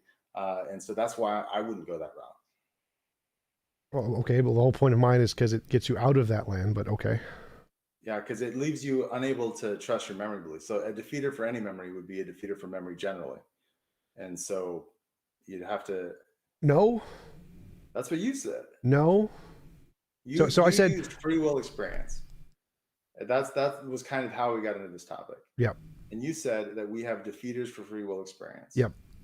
And we don't, because they're consistent with free will. That's not how defeaters work. It has to be an underwriting. No, Well, it it is doesn't. how it works. It has to be. It has to either give you a reason not to trust that you believe that. It has to either undermine your confidence in the belief, or it has to override it. It can't be an overrider, and I don't see how it would possibly even be an underminer. And so there's not a third option. Well, it doesn't need to contradict. So, for example, if I said I That's an saw overriding defeater to contradict. right, The other option is undermining. right, And it doesn't undermine it for me. I don't see how it would undermine my confidence that if you poke my brain, I see lights or whatever. I mean, I don't see how that would undermine my belief in my free will choices. right. So the undermining defeater is that we know that there are thousands of fallacies, biases, illusions, delusions, misconceptions in the brain. So simply our direct experience is very bad at and not in any way trustworthy to use as a method to tell us about the fundamental nature of reality. So any such belief is now defeated. Any such belief And that you that's have a non access. sequitur. And so I'm not undermined because that's a non sequitur. How? It doesn't follow from this is sometimes wrong to therefore you should, therefore it's always wrong, or therefore it's never to be trusted. If it's mostly I wrong, don't agree that because we sometimes have these fallacies. I mean, I'm not walking around having hallucinations and things all the time. well, yes, Maybe yes, you that's are. your experience. It's certainly not mine. Well, But I don't have an experience of always being wrong. And so if I did have an experience of always being wrong, then yeah, I guess I would think I'm always wrong. But you haven't presented that. well, that's the thing is that yes, you literally are walking around with with illusions and delusions all the time. That's literally what your brain does. We know for a fact that our brain creates tons of illusions and delusions all the time. It's a fact. Most of what you see is that your experience that objects are solid is an illusion based on how our brains perceive things and make up constructs of the world. Our vision is actually flipped in our brains, and it doesn't actually work that way. That's also an illusion produced by our brains. Our brains literally produce mostly things that are illusions. So I don't like, yeah, that is actually the case. Like most human beliefs about the fundamental nature of reality, gods, magic, miracles, supernatural, all of those have been proven wrong. Okay, so you've just given a couple of examples that are supposed to be defeaters of your first person experience of sight. Everybody's just gonna have to decide if they think they can trust their vision. If they think they can trust their vision, then it's obvious that they don't think that the evidence you're presenting undermines our first person experiences. In other words, if I can trust my vision, despite the fact that my brain is recreating a visual representation of the reality around me, then if I can trust my vision despite that, then it doesn't follow from that I shouldn't trust my vision. And in the same way, it doesn't follow from that I shouldn't trust my first person experiences of free will. Right. There are some cases where we can prove vision does not work, and in those cases, it is not trustworthy. And there are some cases where we can prove vision does work, and in those cases, it is trustworthy. And to do that, we have this other method called science, and it can differentiate between the two. So in one case, we know it is trustworthy when you see something that has been verified by science. I see a dog. That's perfectly reasonable. If you see something that's not been confirmed by science, a unicorn, probably not reasonable. No, not reasonable. So if you're saying exact same way, you have some personal experience of something that's never been confirmed by science, probably not reasonable. But if that defeater works in that way, then it also works for memory, because memory's been confirmed by science many times. Memory's fungible. It's been confirmed by science that it's fungible. You can cause people to have memories of things that they never experienced. People forget things. Obviously, I think we've all had, at least I've had, the experience of misremembering something. And so, if the fact that your memory is fallible implies that your memory is not to be trusted, then you can't trust your memory of the scientific experiments either. That's the point that I was making, is that ultimately, virtually everything you know relies on your memory. Like you said, the fact that it's wrong sometimes doesn't prove it's wrong all the time. But if there is a specific kind where it's wrong most of the time, it can never be trusted in that case, which is not a defeater for science, because it is not wrong most of the time in the case of memory referring to science, where it is wrong most of the time in the case of referring to personal experience of the fundamental nature of reality. It's mostly wrong then. It's not mostly wrong when it applies to science. So it's trustworthy when it applies to science, not trustworthy when it applies to free will. Well, it hasn't been shown mostly wrong about experiencing my free will choices. I have to see the study on that because again, the way that those studies are constructed is consistent with free will choices. And so it hasn't proved that your experience of free will choices is mostly wrong. Well, we can zap your brain You and could make say it you literally has, but what? again, I just don't buy it. We can zap your brain and make you make a choice when you have no option. And that does not at all undermine free will. Your ability to determine a choice doesn't imply that without that determination that your choice would be free. In other words, if I force you to pick up a cup, right? Let's assume for the sake of the argument that you have free will, and let's assume for the sake of the argument that I have some way of forcing you to pick up a cup. My ability to force you to pick up a cup, it doesn't follow from that you don't have free will when I'm not forcing you to pick up the cup. So one thought experiment is imagine that a guy has wires into his brain, and those wires, he's got a choice between A and not A, and whenever he goes to choose not A, the wires activate and force him to choose A. You follow me? Yep.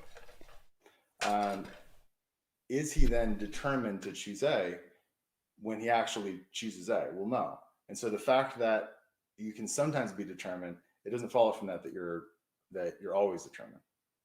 Sure. So my example would be is that we zap you in the brain and you pick A, and you felt like you used free will to pick A. So you had the exact same feeling that you have free will in that case as you do in every other case. But in that case, we know it was determined.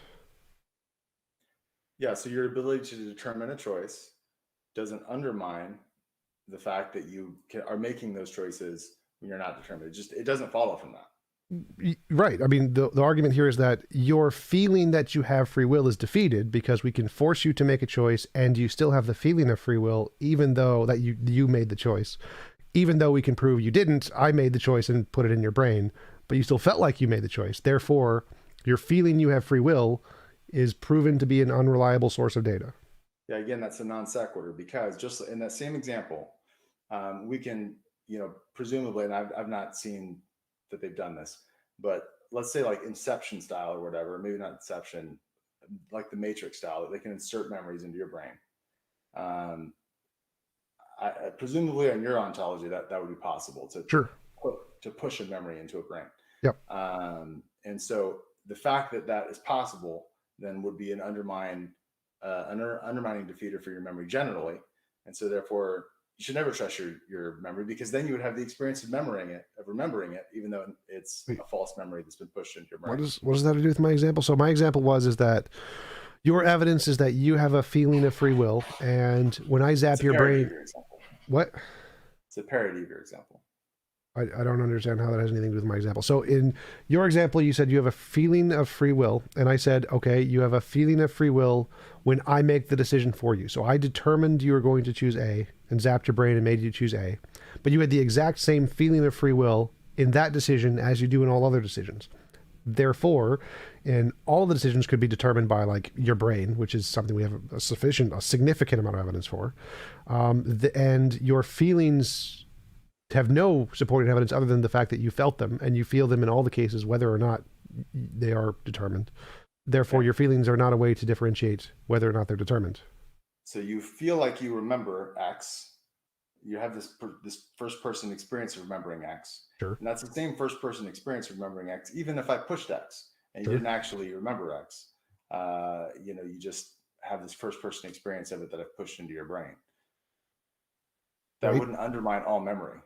And in the same way, you pushing X into the free will doesn't undermine all free will. Or it would actually, if you could literally insert memories, that would undermine all memory, because you could just think that they're all just inserted by a demon that would undermine all memory. Yeah, well then again, like I'm not taking that route because that gets you into utter skepticism. Well, if you literally proved that there was someone who did that, yeah, that would mean that you shouldn't trust your memories, or you need some new way to differentiate the reasonable ones from the unreasonable ones. I would agree. Luckily we haven't gotten that defeater yet, but we have in your case. We have the defeater in your case. That's like, yeah. In your case, it would be like we've literally we've done that because you believe that it is scientifically possible to push memories into a brain, and so for all you know, that's exactly what's happening, and they're causing you not to remember it. Well, And again, so, I we mean, don't. again, the point is, it doesn't follow from this experience is fallible in one case to this experience is fallible generally. Um, that doesn't Right. follow logically, I and agree. so I'm not gonna buy with what you're selling. I Is I basically what it comes down agree. to. But that, like, if you have a case that can be shown to be reliable, like, then yes, you can say, oh, it's reliable in some cases, and the fact that it's wrong in this one case doesn't disprove it's wrong in every case, because we can show it's reliable in other cases. But if the only case we can show it working, or the only case we can test it, it's wrong in all of the cases, then that's a good reason to not trust it. If there hasn't been some other way that's confirmed it in some other means to show it's right ever, then we should never trust it. In order to trust it, you would first have to provide some successful means that it's done these things, and then say, oh, I'm doing, my experience of this other thing is kind of like my experience of these other successful means. And so without these other successful means, it's not trustworthy. Yeah, I mean, that's like kind of a word salad there, but it's basically the same point. I mean, you're saying that if I can show in every case that I show that I can disprove it, that it's disproven, then therefore it's always disproven. Like, it just doesn't follow from that. I mean, presumably, on your view, you could watch the electrical activity of the brain and see it make the choice without being determined. In which case, I guess that's proof of free will, because it did it without being determined to do it. And so, again, like, what you're presenting doesn't lead to the conclusions that you're asking me to buy, and that's why I'm not buying them. Well, I mean, it does. I'm just reciting basic neurology here and psychology. So it's the consensus again in every academic field that you're rejecting, not me. This is nothing, has nothing to do with me, but I'm not okay. talking to those people. I'm just talking to you, and the information you've presented me is a non sequitur. The reason, maybe they have better reasons than what you provided. Well, no, I'm literally quoting the doesn't lead to academic sources here. So if you're objecting to the academic sources, not me here. So you're just saying, nope, all of the experts are wrong. I'm objecting to the information you've presented, which are literally arguments used by the experts. The conclusions. They do. They literally do. So again, you're saying the experts are wrong when you're saying that. You're not saying I'm wrong, because I'm quoting them. Wrong. I mean, I'm disagreeing with you. I'm not talking to the experts. I'm quoting them. So if I say verbatim the same things they say, and you're saying, oh, your arguments don't lead to the conclusions, well, then you're saying the experts in the field, their arguments don't lead to the conclusions. Like, well, okay, if you say so. I don't know what they've said or not said. I don't know that you've interpreted them correctly. I don't know. I have no idea. Well, I do, because I've spoken to many of them and have them saying this on my channel. You can there are many of them saying the same thing on my channel. That's where I get them from. I've literally spoken to them on this topic. Okay, but I mean, like I said, what you presented tonight, it's just a non sequitur, and I've given my reasons. Okay, if you want to say all of the academic papers are a non sequitur, okay, I can't argue with that. I guess. Do you have any other arguments or evidence? Yeah, so I mean, like I said, moral virtues are character traits, so they're plausibly grounded in a character. I mean, it's a reasonable inference to make. I get that you're not going to go with me on that road, but it's reasonable to think that if something's personal, then it's personal, and so it predicts a personal being. And then you can look at fine tuning as well, and you can get more information about this person through fine tuning evidence. What is the fine tuning evidence? The constants and quantities that fall within narrow life permitting ranges. That's an example of specified complexity. And when we encounter specified complexity, that gives us a inference of design that comes from specified complexity. So a few things there. Specified complexity has been literally debunked in everything in biology. It's literally specified complexity is a word. What? It's a word. Can't be debunked. Yes. It's a word. You can't debunk a word. Specified complexity is a referent to a very specific kind of thing that says that there is some level of complexity that infers specificity, which has been debunked. That entire concept by Stephen Myers and those guys is literally false. So what about the fine tuning do you think indicates design? Because I agree there's fine tuning. Specified complexity does. And it hasn't been debunked. I mean, your bank uses it. We use it all the time. We use every time you have a password anywhere, that's specified complexity. So complexity is a bunch of things that come together and they're complex, and then they match some external pattern, and that's an implication of design. Specified complexity is a creationist argument introduced by William Dembski and used to advocate for opponents of intelligent design. Yeah, some people use it that way. I'm not talking about biology. There are no other academic uses of this term. There's no bearing on how I'm using it right now. There are no other academic usages of the term. So what else? To refer to your bank account. My bank account. Yeah, you got a PIN number? It's 4 numbers? Sure. So it has complexity because it's like 1 in 10,000, right? Sure. And it's specific to the records that your bank has on file. And so your bank takes that specified complexity to imply that that it's you, that you put those numbers in. So every physical It's pattern not is just a specified. random 4 digits that somebody put in. So every physical pattern has specified complexity. I didn't say that. I said that when we find specified complexity, that it gives rise to a design inference, and we experience that um, all the time in our lives. Through passwords, like your bank account is an example, or I can give you another thought experiment that are examples. But I mean, I think you know what I mean by specified complexity. I I have hope you no do. idea what you mean by that. So to me, how is So like something what is is the complex. analogy between the constants of the universe and my bank account? So your bank account is an example of specified complexity. Something is complex if it's a bunch of things that are put together, makes it complex. Specified if it's specific to some external standard, like your bank's records of what your PIN is. Specified complexity. And part of it as well that there's not a connection between the two. So your bank account doesn't cause your PIN to be entered at the grocery store or wherever. All right, I'm not following the connection to fine tuning here. So I agree that there is, if we changed any of the constants of physics slightly, then life wouldn't exist. I agree. That can be fully explained by a random process, a random selection factor, or it could be explained by determined physics. There's no evidence that indicates a designer. I don't see how you get to a designer from that. Well, so the problem with determined physics is that the fundamental laws, that they are fundamental. We don't have further laws beneath them that predict the constants and quantities that fall in those laws. So there's not like a law underneath the law of gravity that predicts the value of G. Well, every physicist disagrees with that one, but No, they don't. yeah, they I mean, do. Luke Barnes, for example, is a physicist who doesn't agree with that. I'm pretty sure he does. Like there are constants and gravity is an quantities. emergent property of space-time bending. It's literally caused by space-time bending. There's no one thinks gravity is literally itself a fundamental force. It's like a thing caused by quantum Hilbert space field interactions. Yeah, so that, I mean, you can. I'm not getting into the physics of the experiment of waves with you for gravity. I think that's more complex than we need to get into right now. But the point is that these constants and quantities, there's not a law beneath them that determines their values. That's the point. String theory, okay, debunked.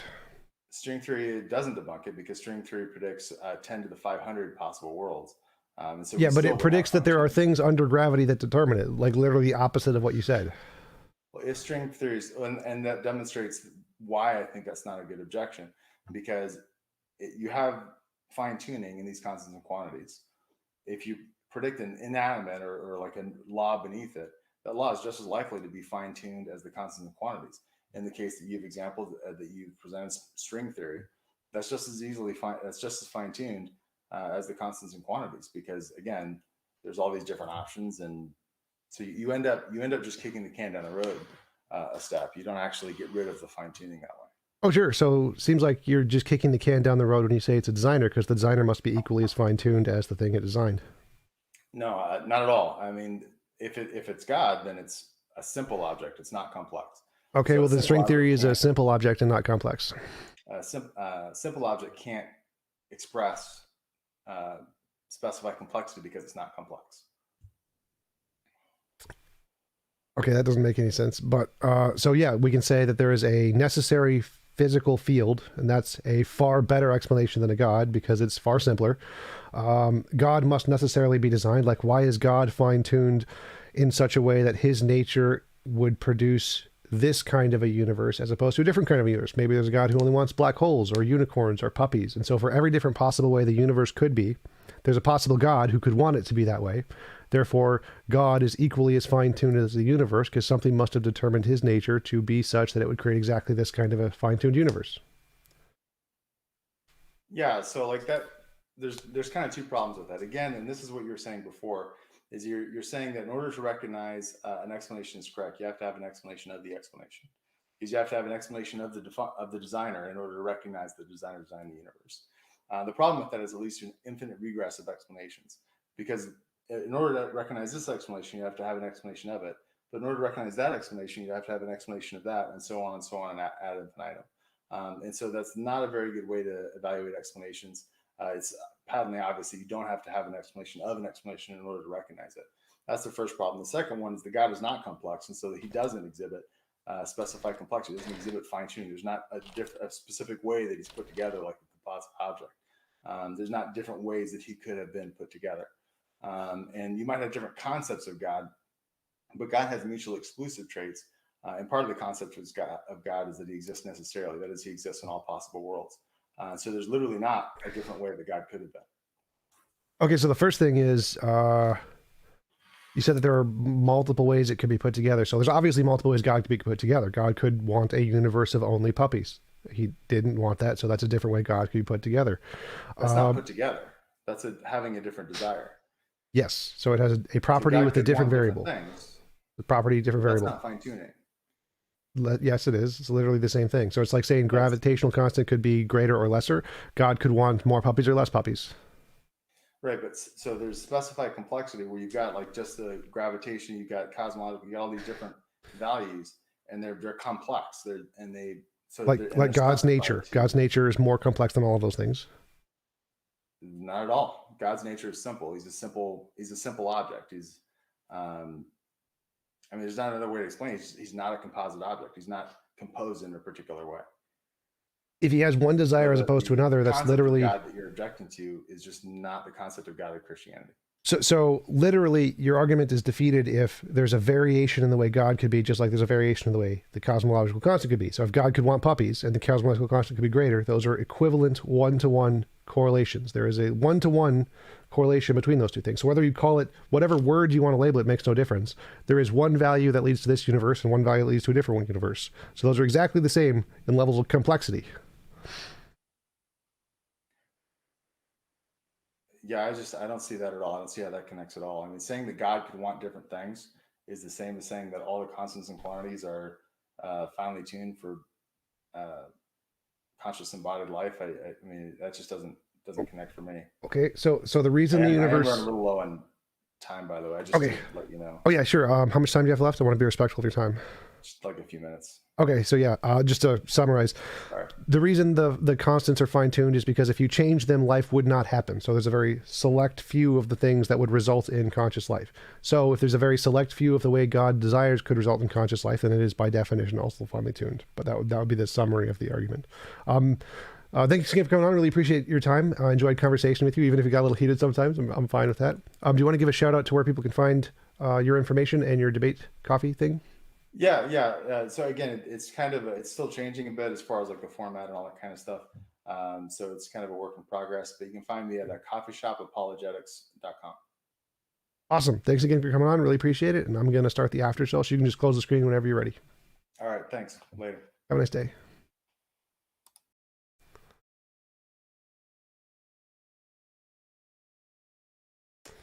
All right, guys, let's go to after show. Where should we do it? Which server?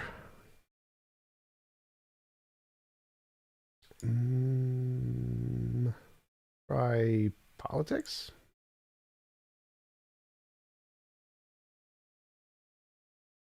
Check PNR too. See if anyone's in my room. Nobody yet.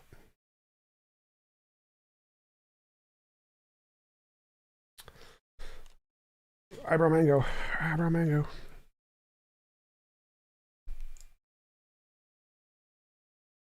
Thank you, John Pelosi. Congrats on the 10K hair. Appreciate it.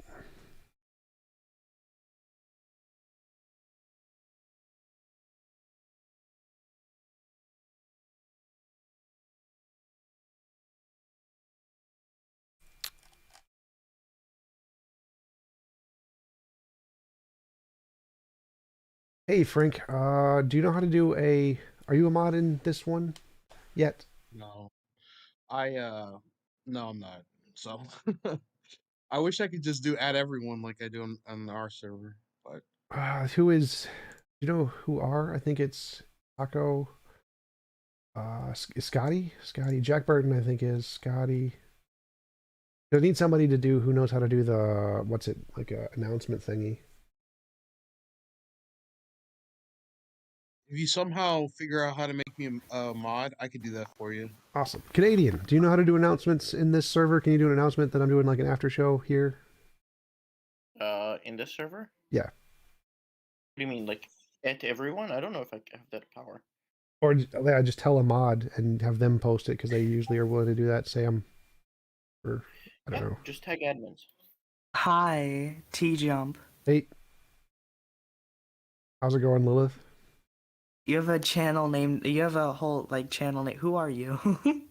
I am a potato. Fair enough. Yes, I have a YouTube channel. Let me look at your YouTube to see. You remember you're a potato, or are you actually a potato? I'm actually a potato. I'm Can ontologically. you rationally prove that you're a potato? Yes. You don't Yes. just remember yourself being a potato. Thank you, Mr. Matt, for the super chat. Appreciate it.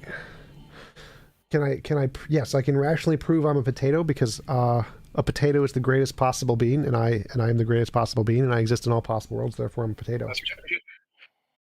He's a potato with pink hair. Yes. Potato with pink hair. Yep. I dyed my hair for getting 10K subs on my YouTube channel, so it's pink now. 10K subs, damn. Watching that guy move backwards was quite entertaining. Alright, so I see this stream is called Evidence for God. Yes, because I usually have interviews and then I have after shows. This is the after show. So I had an interview with Mr. Matt. He has a Discord channel, and thank you, Canadian, for the CA $1. So I had an interview with him, and now I'm doing an after show. That is my. I'll give you money right now. Hold on. Yes, I love that. You're my favorite person ever.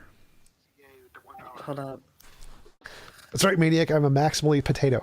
Start using the arguments for God to prove things. Or what is it, Darth Dawkins?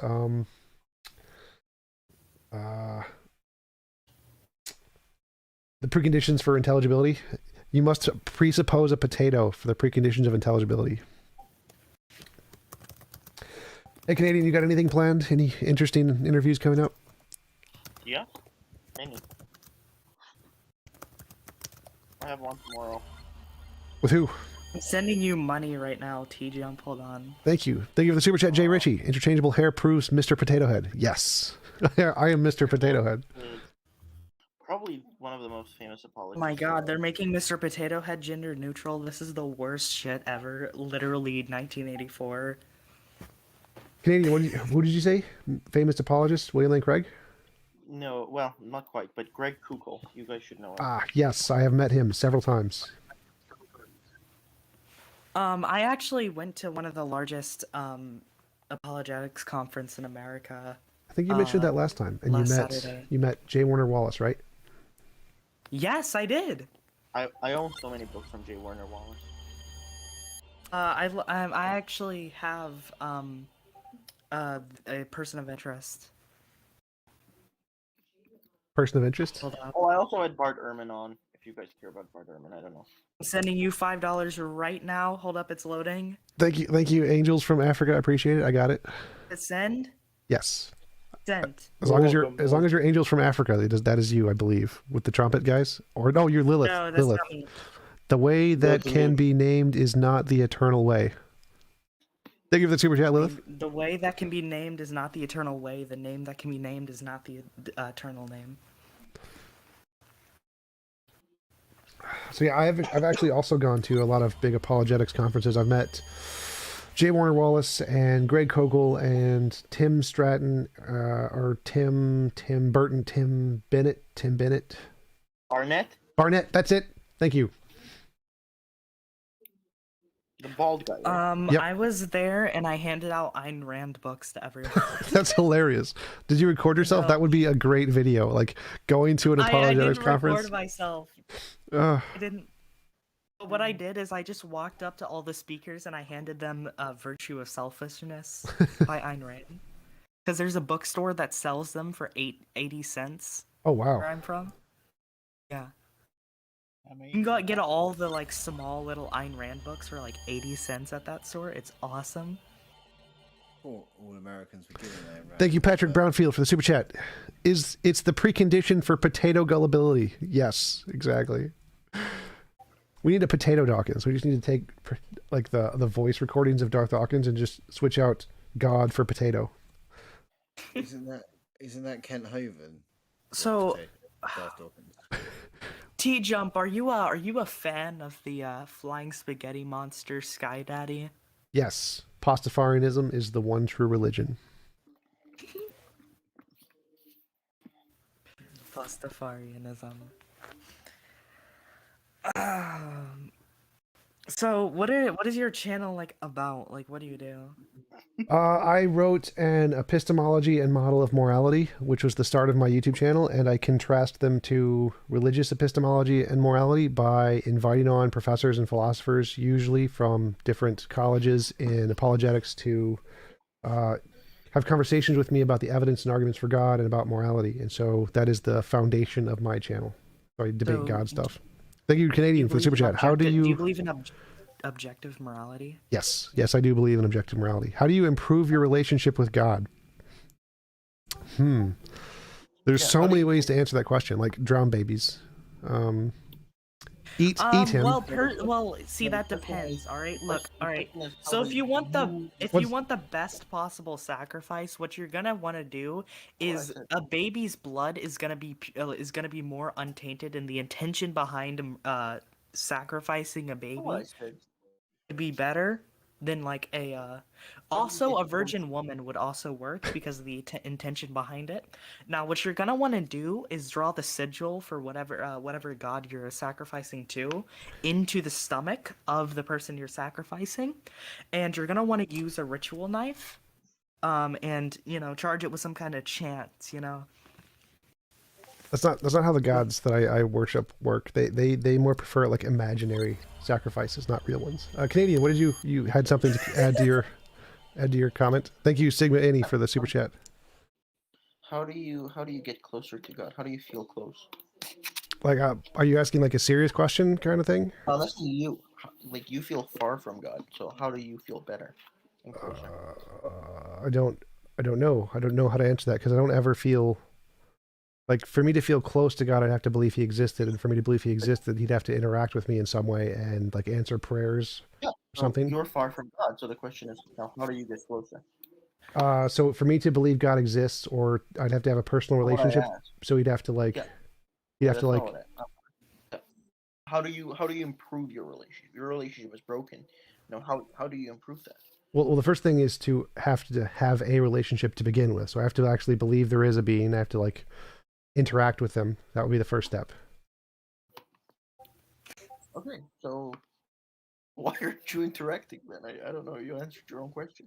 Well, God isn't like talking to me or answering prayers or anything. Like, I'm happy to pray. I'm happy to try as many times as you want. God answers your prayers, but not on your will, on his will.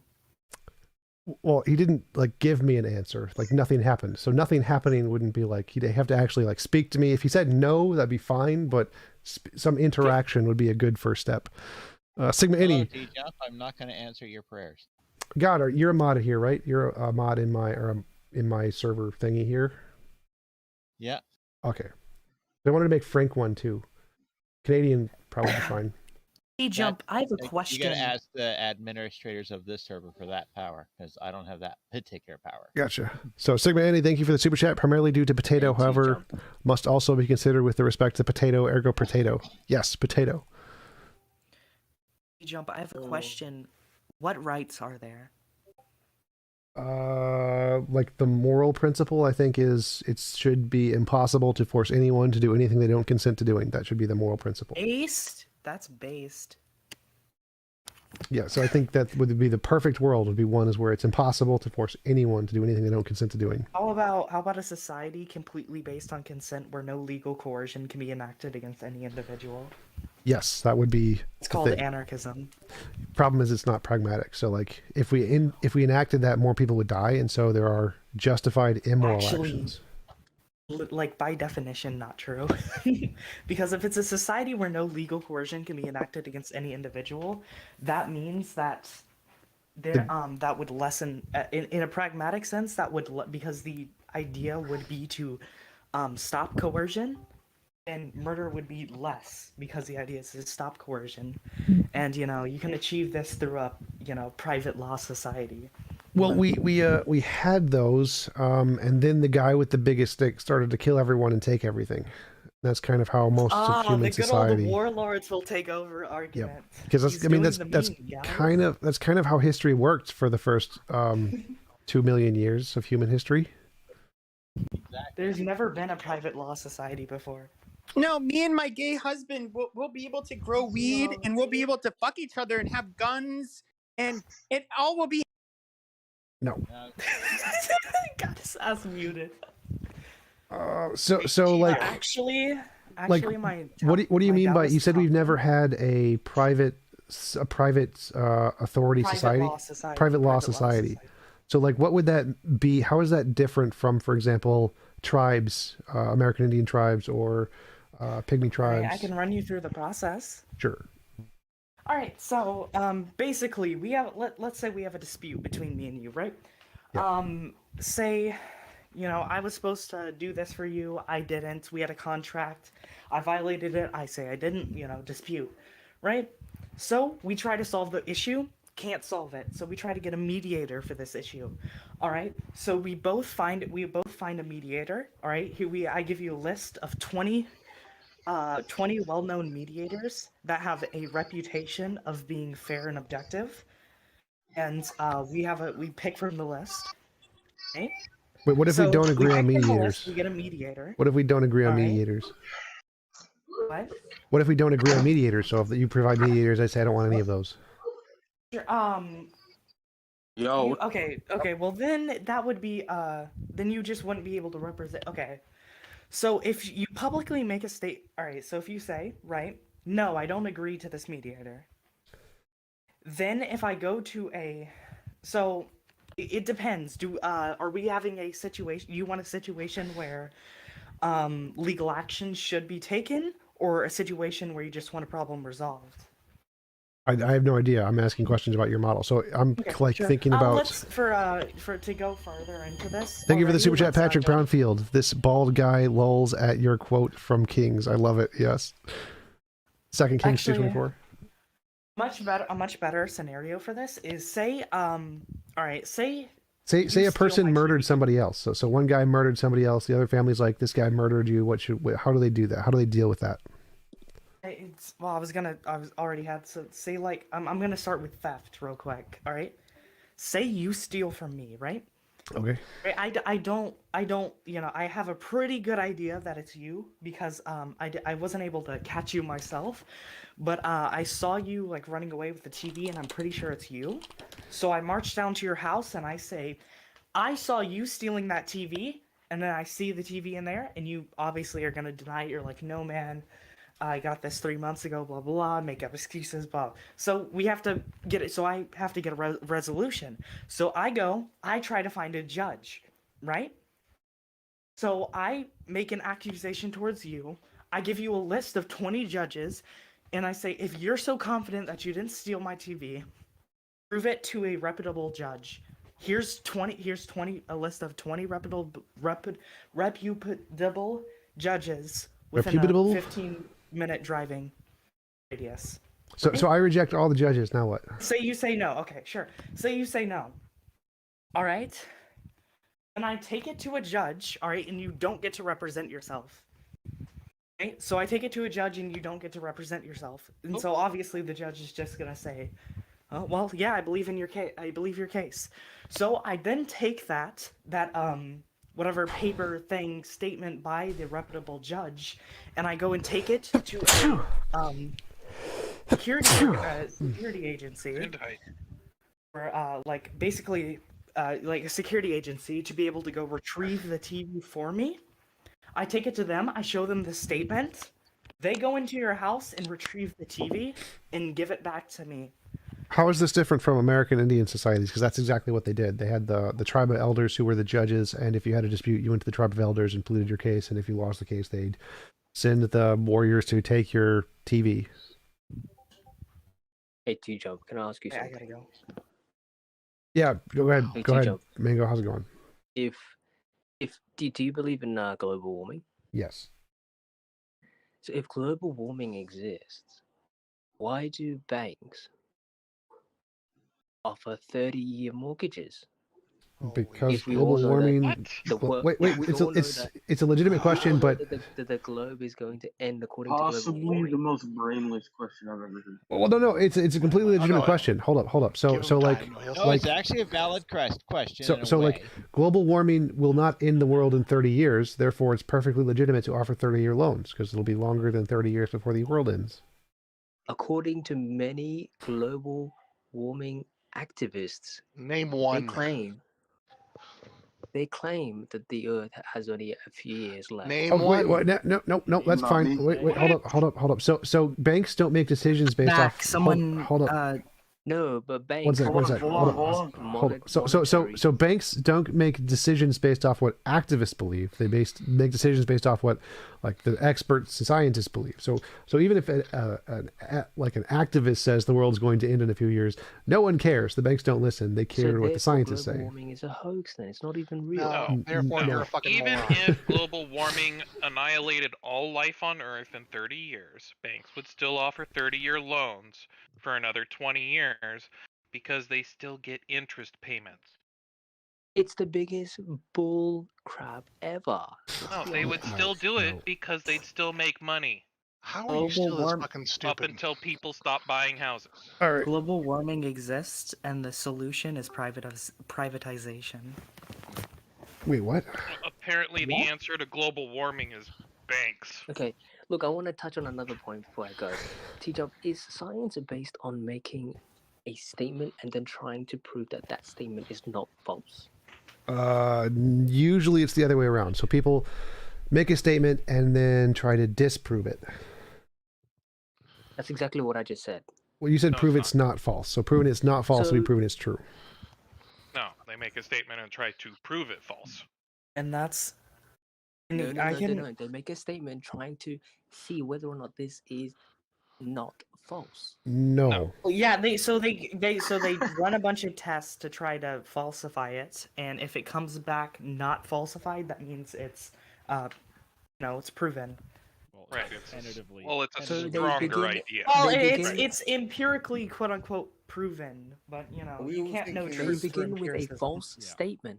They begin with a false statement. No, they begin with a statement. Wait, they begin with a false statement. So like 1 + 1 = 7? Because they have no evidence to support. That doesn't make it false. Wait, hold up. No, I can go. Look, if I say, all right, so say I'm back in like the in like BC, all right, and everyone thinks that the Earth is flat, right? And I say it's round. I have no proof that it's round, but I say it's. Did she leave? Oh, right.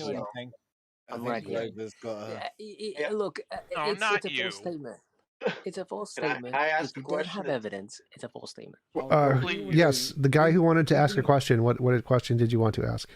Yeah, I was just wondering, like, with your moral view, like, how do you get around like the is-ought problem? There are no oughts. Problem solved. But like, aren't moral statements oughts though? You're No. saying the world ought to be this way. No. So there's hypothetical oughts and categorical oughts. Categorical oughts are saying that there's some force in the universe that we ought to do something. That's not the case. Hypothetical oughts are once we know something is moral, then we humans say we ought to do it. But the oughts have nothing to do with morality. So we can prove that oughts have nothing to do with morality. They're not in the morality itself, because you can ask, is something moral because you ought to do it, or ought you do it because it's moral? And try to answer that for yourself if you want. Hey, TJump, is it possible to manipulate DNA in order to support false evidence, false arguments, false statements? Yes. Like, we have So court if you cases want- on this if all the somebody time. wanted- If I'm somebody wanted to, back. if somebody wanted to prove that evolution, quote unquote, evolution existed, and they manipulated DNA in order to falsify the existence of evolution, is that possible? Is it possible to manipulate DNA to falsify the evidence of evolution? No, peer review. Probably not, because that would involve a multinational conspiracy on a scale we've never seen. and For the ability 100 of years. humans to pull that We've done it off is before. vanishingly small.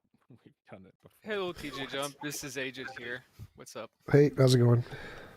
My favorite argument against conspiracies of that magnitude is Bill Clinton. We can't keep a blowjob between two people secret.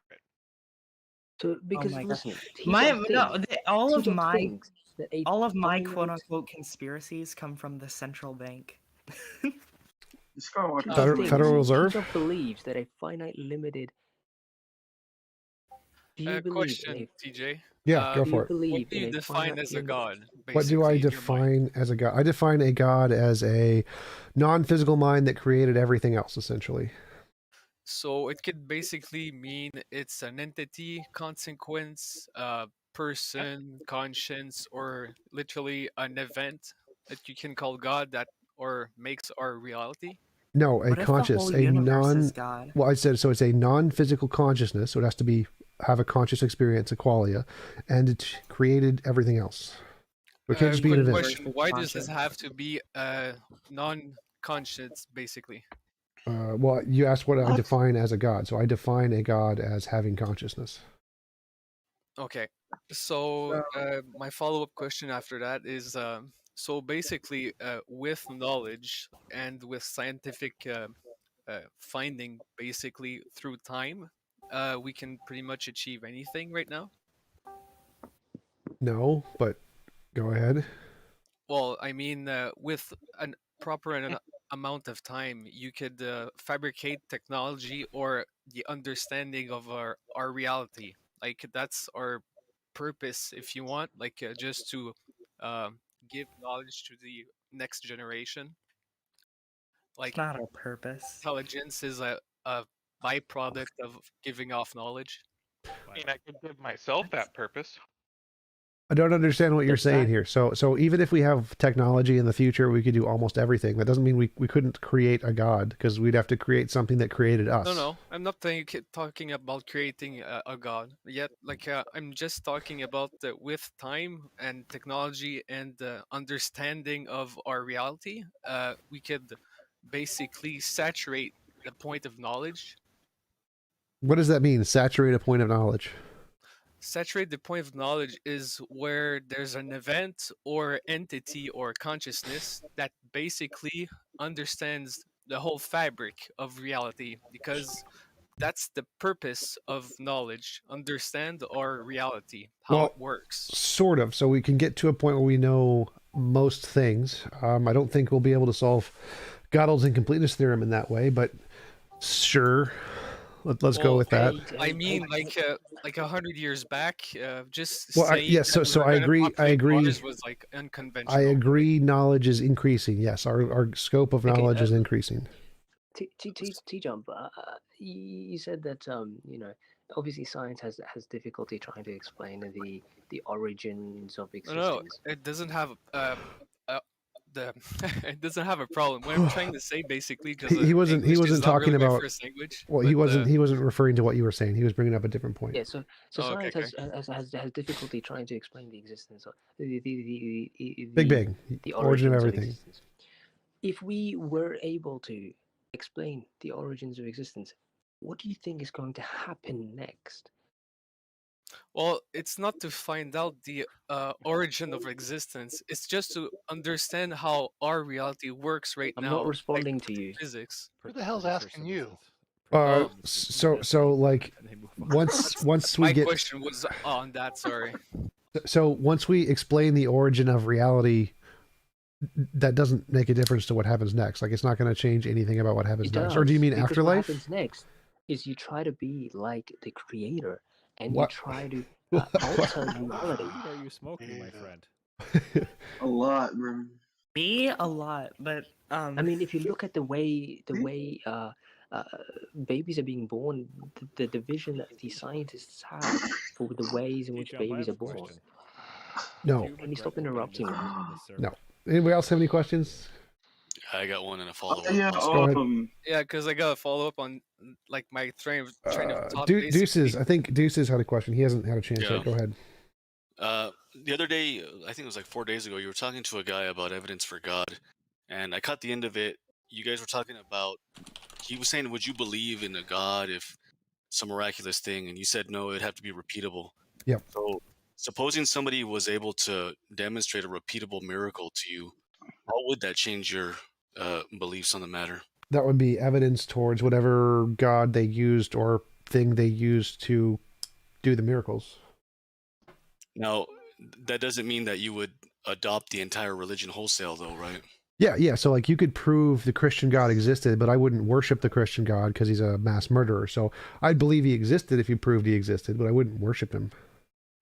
So I guess the follow-up is, supposing that this God could be demonstrated to exist using that criteria, is there anything that would make you go even further and accept the whole thing? If he created the best of all possible worlds, be about it. TJump, I have a question about that. So if the Christian God was proven to be true, would Satan be the morally right, or Yes. or Lucifer really? Well, I mean, So he wouldn't be the morally right one. He'd be less immoral than God, but I think he's amoral. Like Satan didn't do anything wrong when he wanted to be God. There's not an evil. He did kill. Well, the Gnostic interpretation is he didn't. It's not that he wanted to be God; is that he wanted to overthrow the immoral authority of God, because he saw what he was doing as wrong. Yeah, so maybe that could be the case. So if that was the case, then maybe he would be moral as long as he didn't do the whole thing to Job's family, because that's immoral. Because that's in the Bible. I think that's the only immoral thing that Satan That was did. actually Satan, not Lucifer. Sorry, I meant to say Lucifer. So Lucifer, the Prince of Pride. Sure. Is your real last name Jump? Yes. You were actually born with a name like Tom Jump. Yep. Hey Tom, Hey, I got a question for you, man. TJump, I have a question. Mango, Oh, you've sorry, already I had think I like 6 interrupted turns. So Angels, did you have a question? Yeah. Hey, I just wanted to say I'm a big fan of your channel, man. Thanks, appreciate for, it. the content. So I had a argument earlier today on the server about the definition of atheism, and someone was trying to convince me that atheism is the position or the belief that there are no gods, and they referred me to a site on the Stanford Encyclopedia of Philosophy. Yep. Where it defines atheism as Yeah, that's in philosophy. God does not exist. Yeah, in philosophy, the term atheism means God does not exist. So in the academic philosophy, they usually use atheism to mean that predominantly. In colloquial language, people use it to mean a lack of belief in God. Okay, Right. so I was just confused about that because I mean, what's the Hold up! Don't interrupt. Go ahead, so Angels. it's one of those words that's like versatile, like it can have different meanings and still be correct. Yes, No, all you could say words agnostic. have that. So like, yes, I it can't is hear you. perfectly legitimate to say that you're an atheist and you simply lack belief. That's perfectly reasonable definition. If you want to use the philosophical definition, you can. You can just say I'm using the philosophical definition and I believe God does not exist. That's reasonable too. But it's up to you to define your position. You can define it however you prefer to define it. It's not wrong to use atheism as a lack of belief. It's totally fine to do that. What do you mean by thanks. God? Personally, I'd say if you want to use the philosophical definitions, say you're a weak atheist. That would not be a philosophical definition, because weak and That strong doesn't atheism is a very minority position. The weak strong, that's a few philosophers have used that, but it's not like a well accepted distinction. Just use the word agnostic. Simple. TJump. So you're an atheist, right? Not an agnostic. Yep. How are you sure there's no creator? Well, I don't need to be sure. There's two things. So one, I can be an atheist and simply lack belief, but I think that all ideas in human imagination start off as imaginary until demonstrated otherwise. And so until evidence is presented for any given idea, it's more rational to conclude it's just something in somebody's imagination. So until evidence is provided for God, it's rational to conclude it's just something people made up. I got a follow up on that. Like right away, I can reformulate better. Like sorry, because English is not really my strong suit. Right away, our understanding, like your thoughts right now, is because of evolution. Basically, like your intelligence with knowledge through time is who you are now, right? What? Like your intelligence, basically your level, like all your knowledge is just due to evolution and your surrounding. Like everything's a Sort factor. of. Evolution never happened. Yes, so far. Like Sort of, that's yeah. okay. Well, if you add infinity as a factor of time, at which point there will be a saturation of knowledge where you will know everything about What is reality this? due to all the time before that. No, So that doesn't why not? follow. Why not? No, because I'm just talking about our evolution of us, or just the universe as a whole. If you add infinity as a factor of time, you can create a saturation of knowledge. No, that doesn't What? follow. That doesn't follow. Well, what I mean by saturation of knowledge is a being that understands the fabric of reality It to the doesn't follow. point. That literally Wait, does not follow. okay, doesn't follow? No. So like Okay. there are different sizes of infinite. So even if you add an infinite, like if I was going to live infinitely in the future, I wouldn't have all knowledge. Like I still couldn't go back in time and know things about, like, did Jesus rise from the dead or whatever. Even if I lived infinitely far into the future, that wouldn't give me all knowledge in the universe because there's also an infinite No, past. I'm not talking about a person. I'm talking. It could be a race. It could be a civilization. It doesn't matter. The Like, same problem still applies. if all human beings all lived infinitely far into the future and they continued to multiply and all of their kids lived infinitely far into the future, not they just wouldn't have. humankind, I'm Hold up, talking hold up, about hold up, hold up, hold up. intelligence. All intelligent beings all lived infinitely into the future. They'd still never know everything because there's an infinite past where we didn't exist. So we would still never know everything. Thank you guys for the haircut, Mr. Boss and Mac the Human. Know Appreciate about it. history, right? But know about of the reality, like technology-wise, you will be able to travel galaxies. You'll be able to reproduce matter. At one point, the saturation of knowledge, where you can basically do what you want to your imagination's extent. That's where I say the saturation of knowledge, where basically you could What if create new industrial reality. society collapses? Well, Even it can if collapse humans and did live forever, start from nothing. there's the whole idea of privacy. Like I could do something in my own home in sealed conditions, and this infinite forever knowledge of humans going into the future wouldn't know what my fart smelled like, for example. Everyone will like, now know doesn't what G's private. first describe reality. That's not information that's pertinent. Wait, if you so want. I think what he's saying is that Actually, we are will you gonna build a time machine and understand. go back and smell your Wait, I think he understand. I think he's saying that as we gain in technology, we will understand more about the foundational physics of reality. Yes, exactly. Okay. Yes. Okay. But if you add infinity as a factor of time, what point does the saturation of knowledge happen?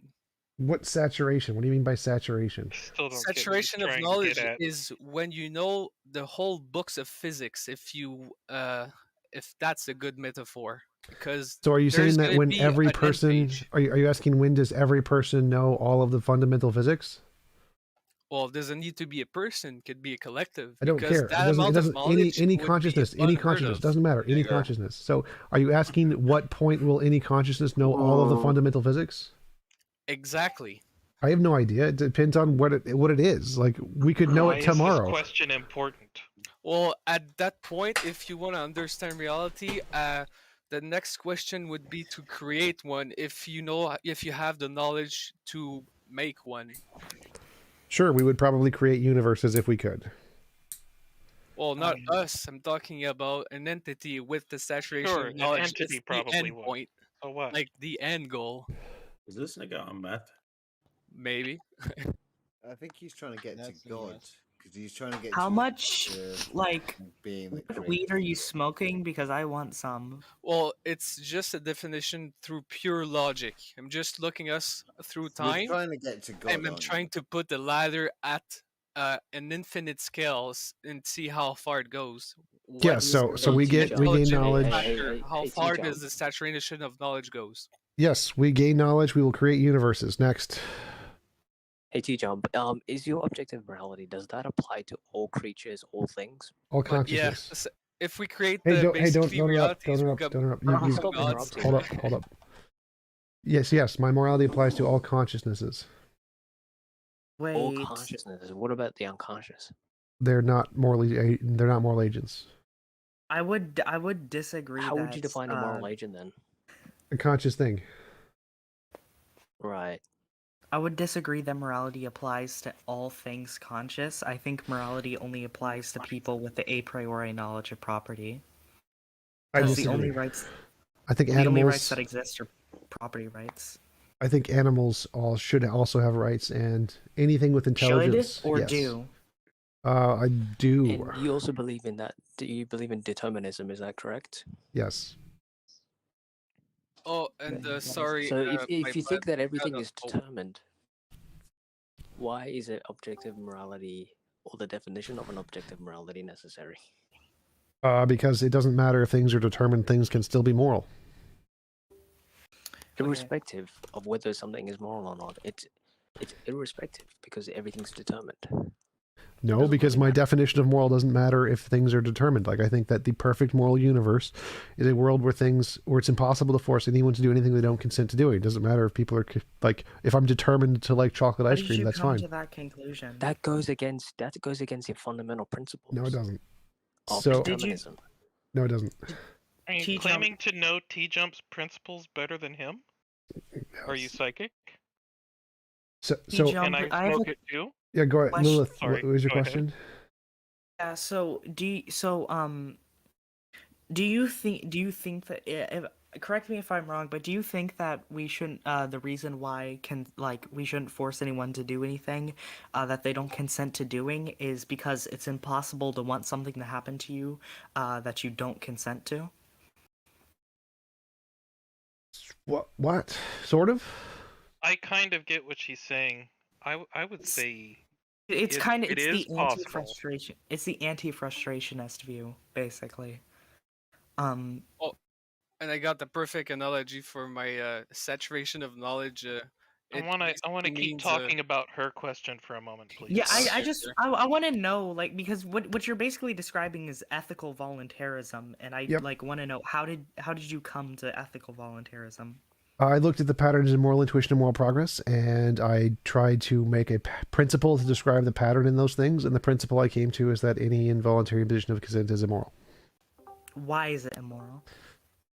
I'm looking at the patterns in the things we refer to as morality, moral intuition, moral progress, and I define the principle that describes that pattern. So if we're looking at things that we call morality, moral intuition, moral progress, those are the things that humans create, made up. No, those are things we feel. So they're feelings, and we experience them, and we use the word moral to refer to those things. And is there a pattern in those things? Yes, there is a pattern in those things. And that pattern indicates it's probably not just something we made up. It's probably something more than that. Because especially if we see the pattern in other aliens, other species, artificial intelligences, if this pattern exists in all conscious agents, then it's definitely not something we made up. And what is this pattern? We'll give it a principle to describe the pattern, and I think the principle I used is the one that describes the pattern. Jump, I think you have the right idea, but are coming to the wrong conclusion.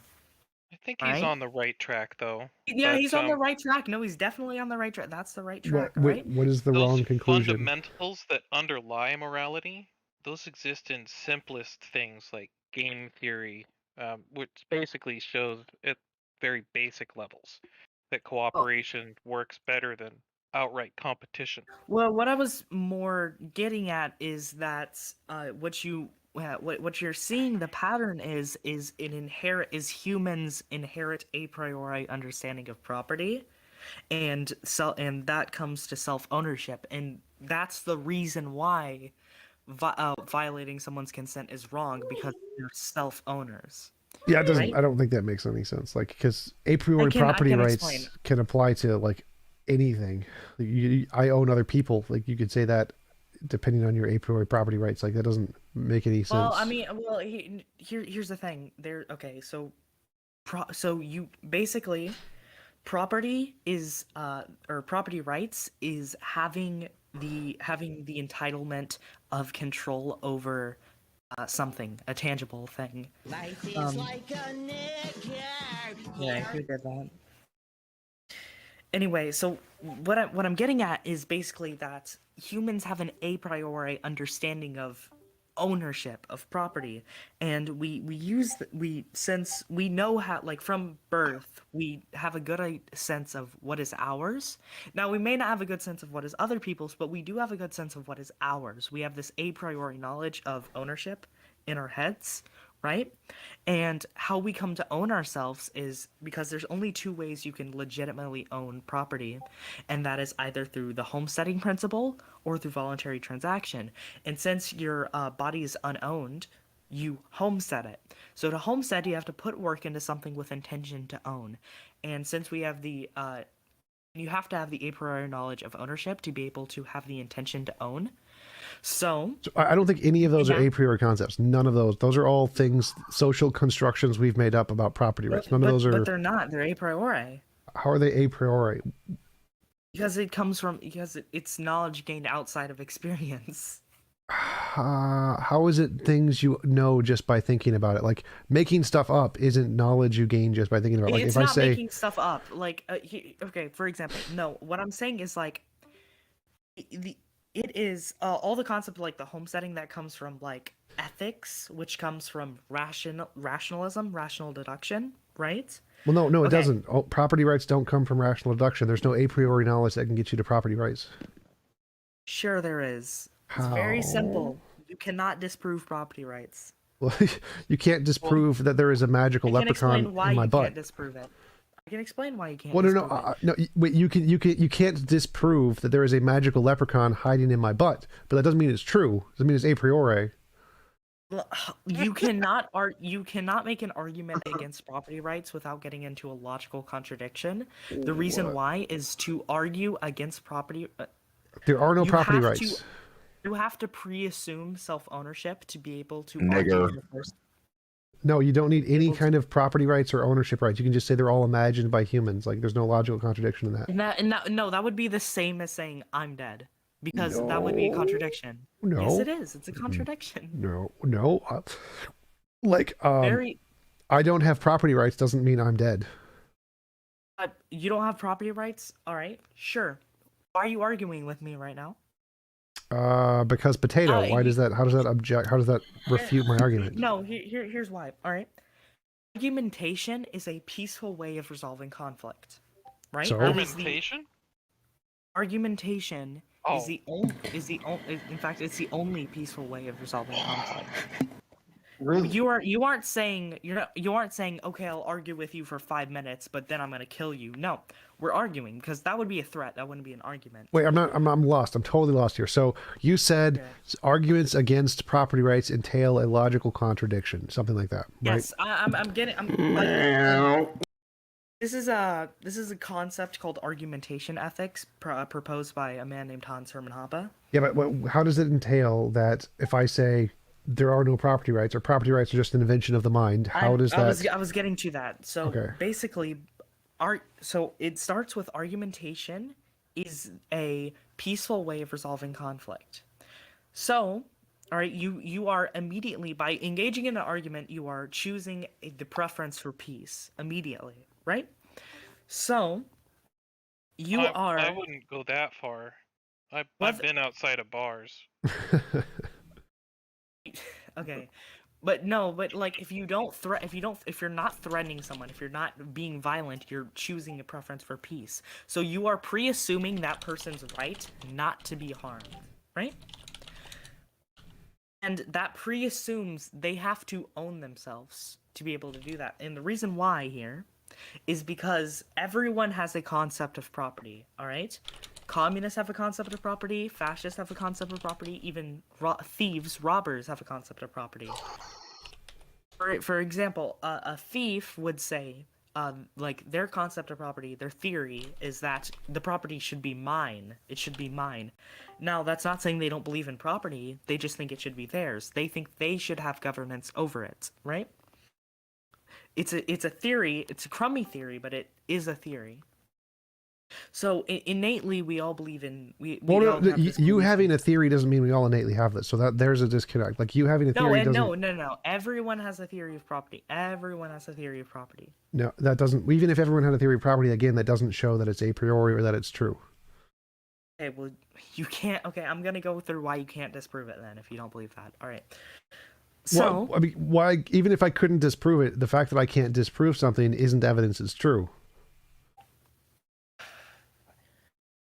by arguing, you pre-assume property rights. That's the point. Well, Like you okay. pre-assume it. You are How does arguing pre-assume property rights? because you have to assume self-ownership to argue, No, I don't. right? No. Yeah, I don't really think that does. This is the transcendental argument for property rights. It's hilarious. No. Oh. Well, yeah, transcendental It arguments. Transcendental arguments are arguments that you are things that must be true in order for you to make the argument. So it's like presup. It's what presup is doing. Would you consider like a game of chess a type of argument? Why do people jump into this chat and do that? I don't. Stupid. Would you consider What if chess? I'm the only one that owns the Can I chess ask you a question? pieces? It's really funny.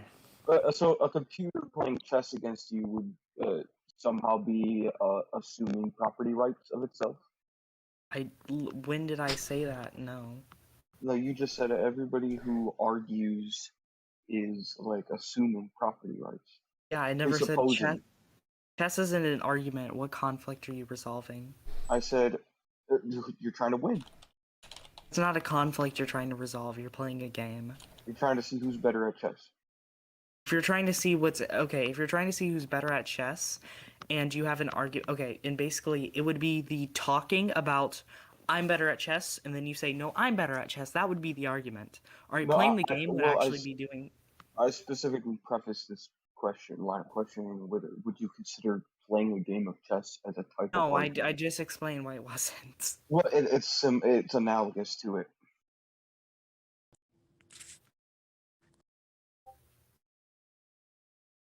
But a computer can't presuppose ownership of itself. No, but you're not having an argument with a computer. It's analogous to an argument. What are you talking about? It's analogous to your argument. I don't know what Who's analogous believing in means. What the fuck is going on? I don't know. People trolling the channel. Yeah, the people who are screaming the N-word are trying to rejoin and scream more N-words. Alexer scream the N-word with the yellow coat, and Frog Legs scream the N-word. Frog Legs was doing a lot of that crap, and also Frog Legs was bouncing in and out rapidly. I mean, is my argument not? There he goes again. Questions not It's making sense Alexer. or something? I explained why chess isn't an argument. No. Arguing but who is better over chess is an argument, but arguing like chess. One of you guys do your jobs, like admins of the server. You guys just Yeah, there's two of them in here, Hey, but so would they're actually, asleep. like, maybe just take a second to breathe. I'm actually like currently detaining them, so thank you. Thank you for like finally being useful. Okay, I Man, promise. would be nice. Maybe you mean you can always apply for mod if you think it's that bad. I mean, it's really not that bad, It's just when you have people like. Well, there are a lot of people in this server. Stop talking about it. The kids are still talking about it. Is why they're doing it. Just let her do her job. Shut the fuck up. Let the conversation continue. Fine. Hey, TJump, I got one more question because I want to end the night on a positive note. I know you used to be a video game tester. Yep. What was the most frustrating, most annoying game you ever tested, and why? Either Bakugan, Mad Carts, or the 3DS Princess game. I played, what's the Barbie Princess? I played Barbie Princess on the 3DS and I had to test that game. Oh, Jesus Christ! I can't. That even... sounds like hell. Where can I find your theory of morality? Like, where can I? My YouTube channel. Barbie Princess. Yep, my YouTube channel has a whole playlist of my secular objective morality. I think is what it's called. Okay. I have secular objective morality. TJump, me and you Can go I sit down and talk. is it possible for me to DM you a video on argumentation ethics? Sure. Yay. Okay, let me get the one by Tom Woods. Because that's the best one. TJump, me and you to talk about old bad video games someday. Bible Adventures, Nintendo. That shit slapped. I don't know what you're talking about.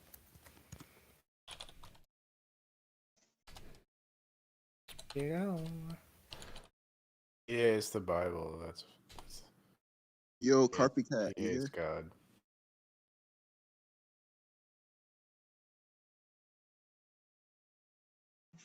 You would agree with me too if you tried playing that game, that it is not a good game.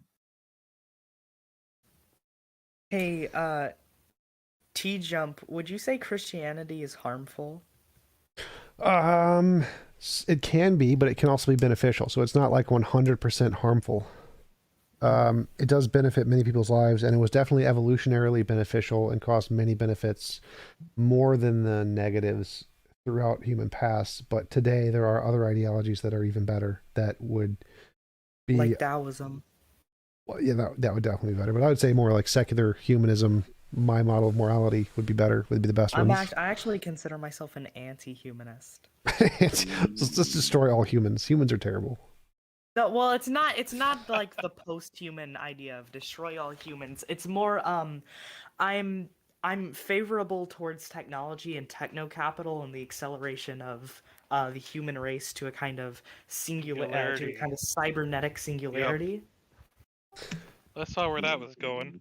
I think that's But like I can't say I disagree I either. think that's more like post-human, not anti-human. It's not. No, I just said it wasn't post. It's like humanism just is unmute a troll? basically humanism is the favorment of it basically like it's a favorment of humans. All right. Well, I think most humanists would also include if we gained the ability to add technology to ourselves, since they're still human consciousnesses, we'd still value them. So I don't think it's specifically like humanism would grant that any alien species with intelligence, we'd also grant them value, or any animal that gained in human level intelligence, we'd grant them value. So humanism is more about granting value to anything that has human level intelligence or above. So humans are like the starting point. Humans are actually bad. They're a problem, right? I think we need to completely become a new species. So you are pro getting rid of all humans.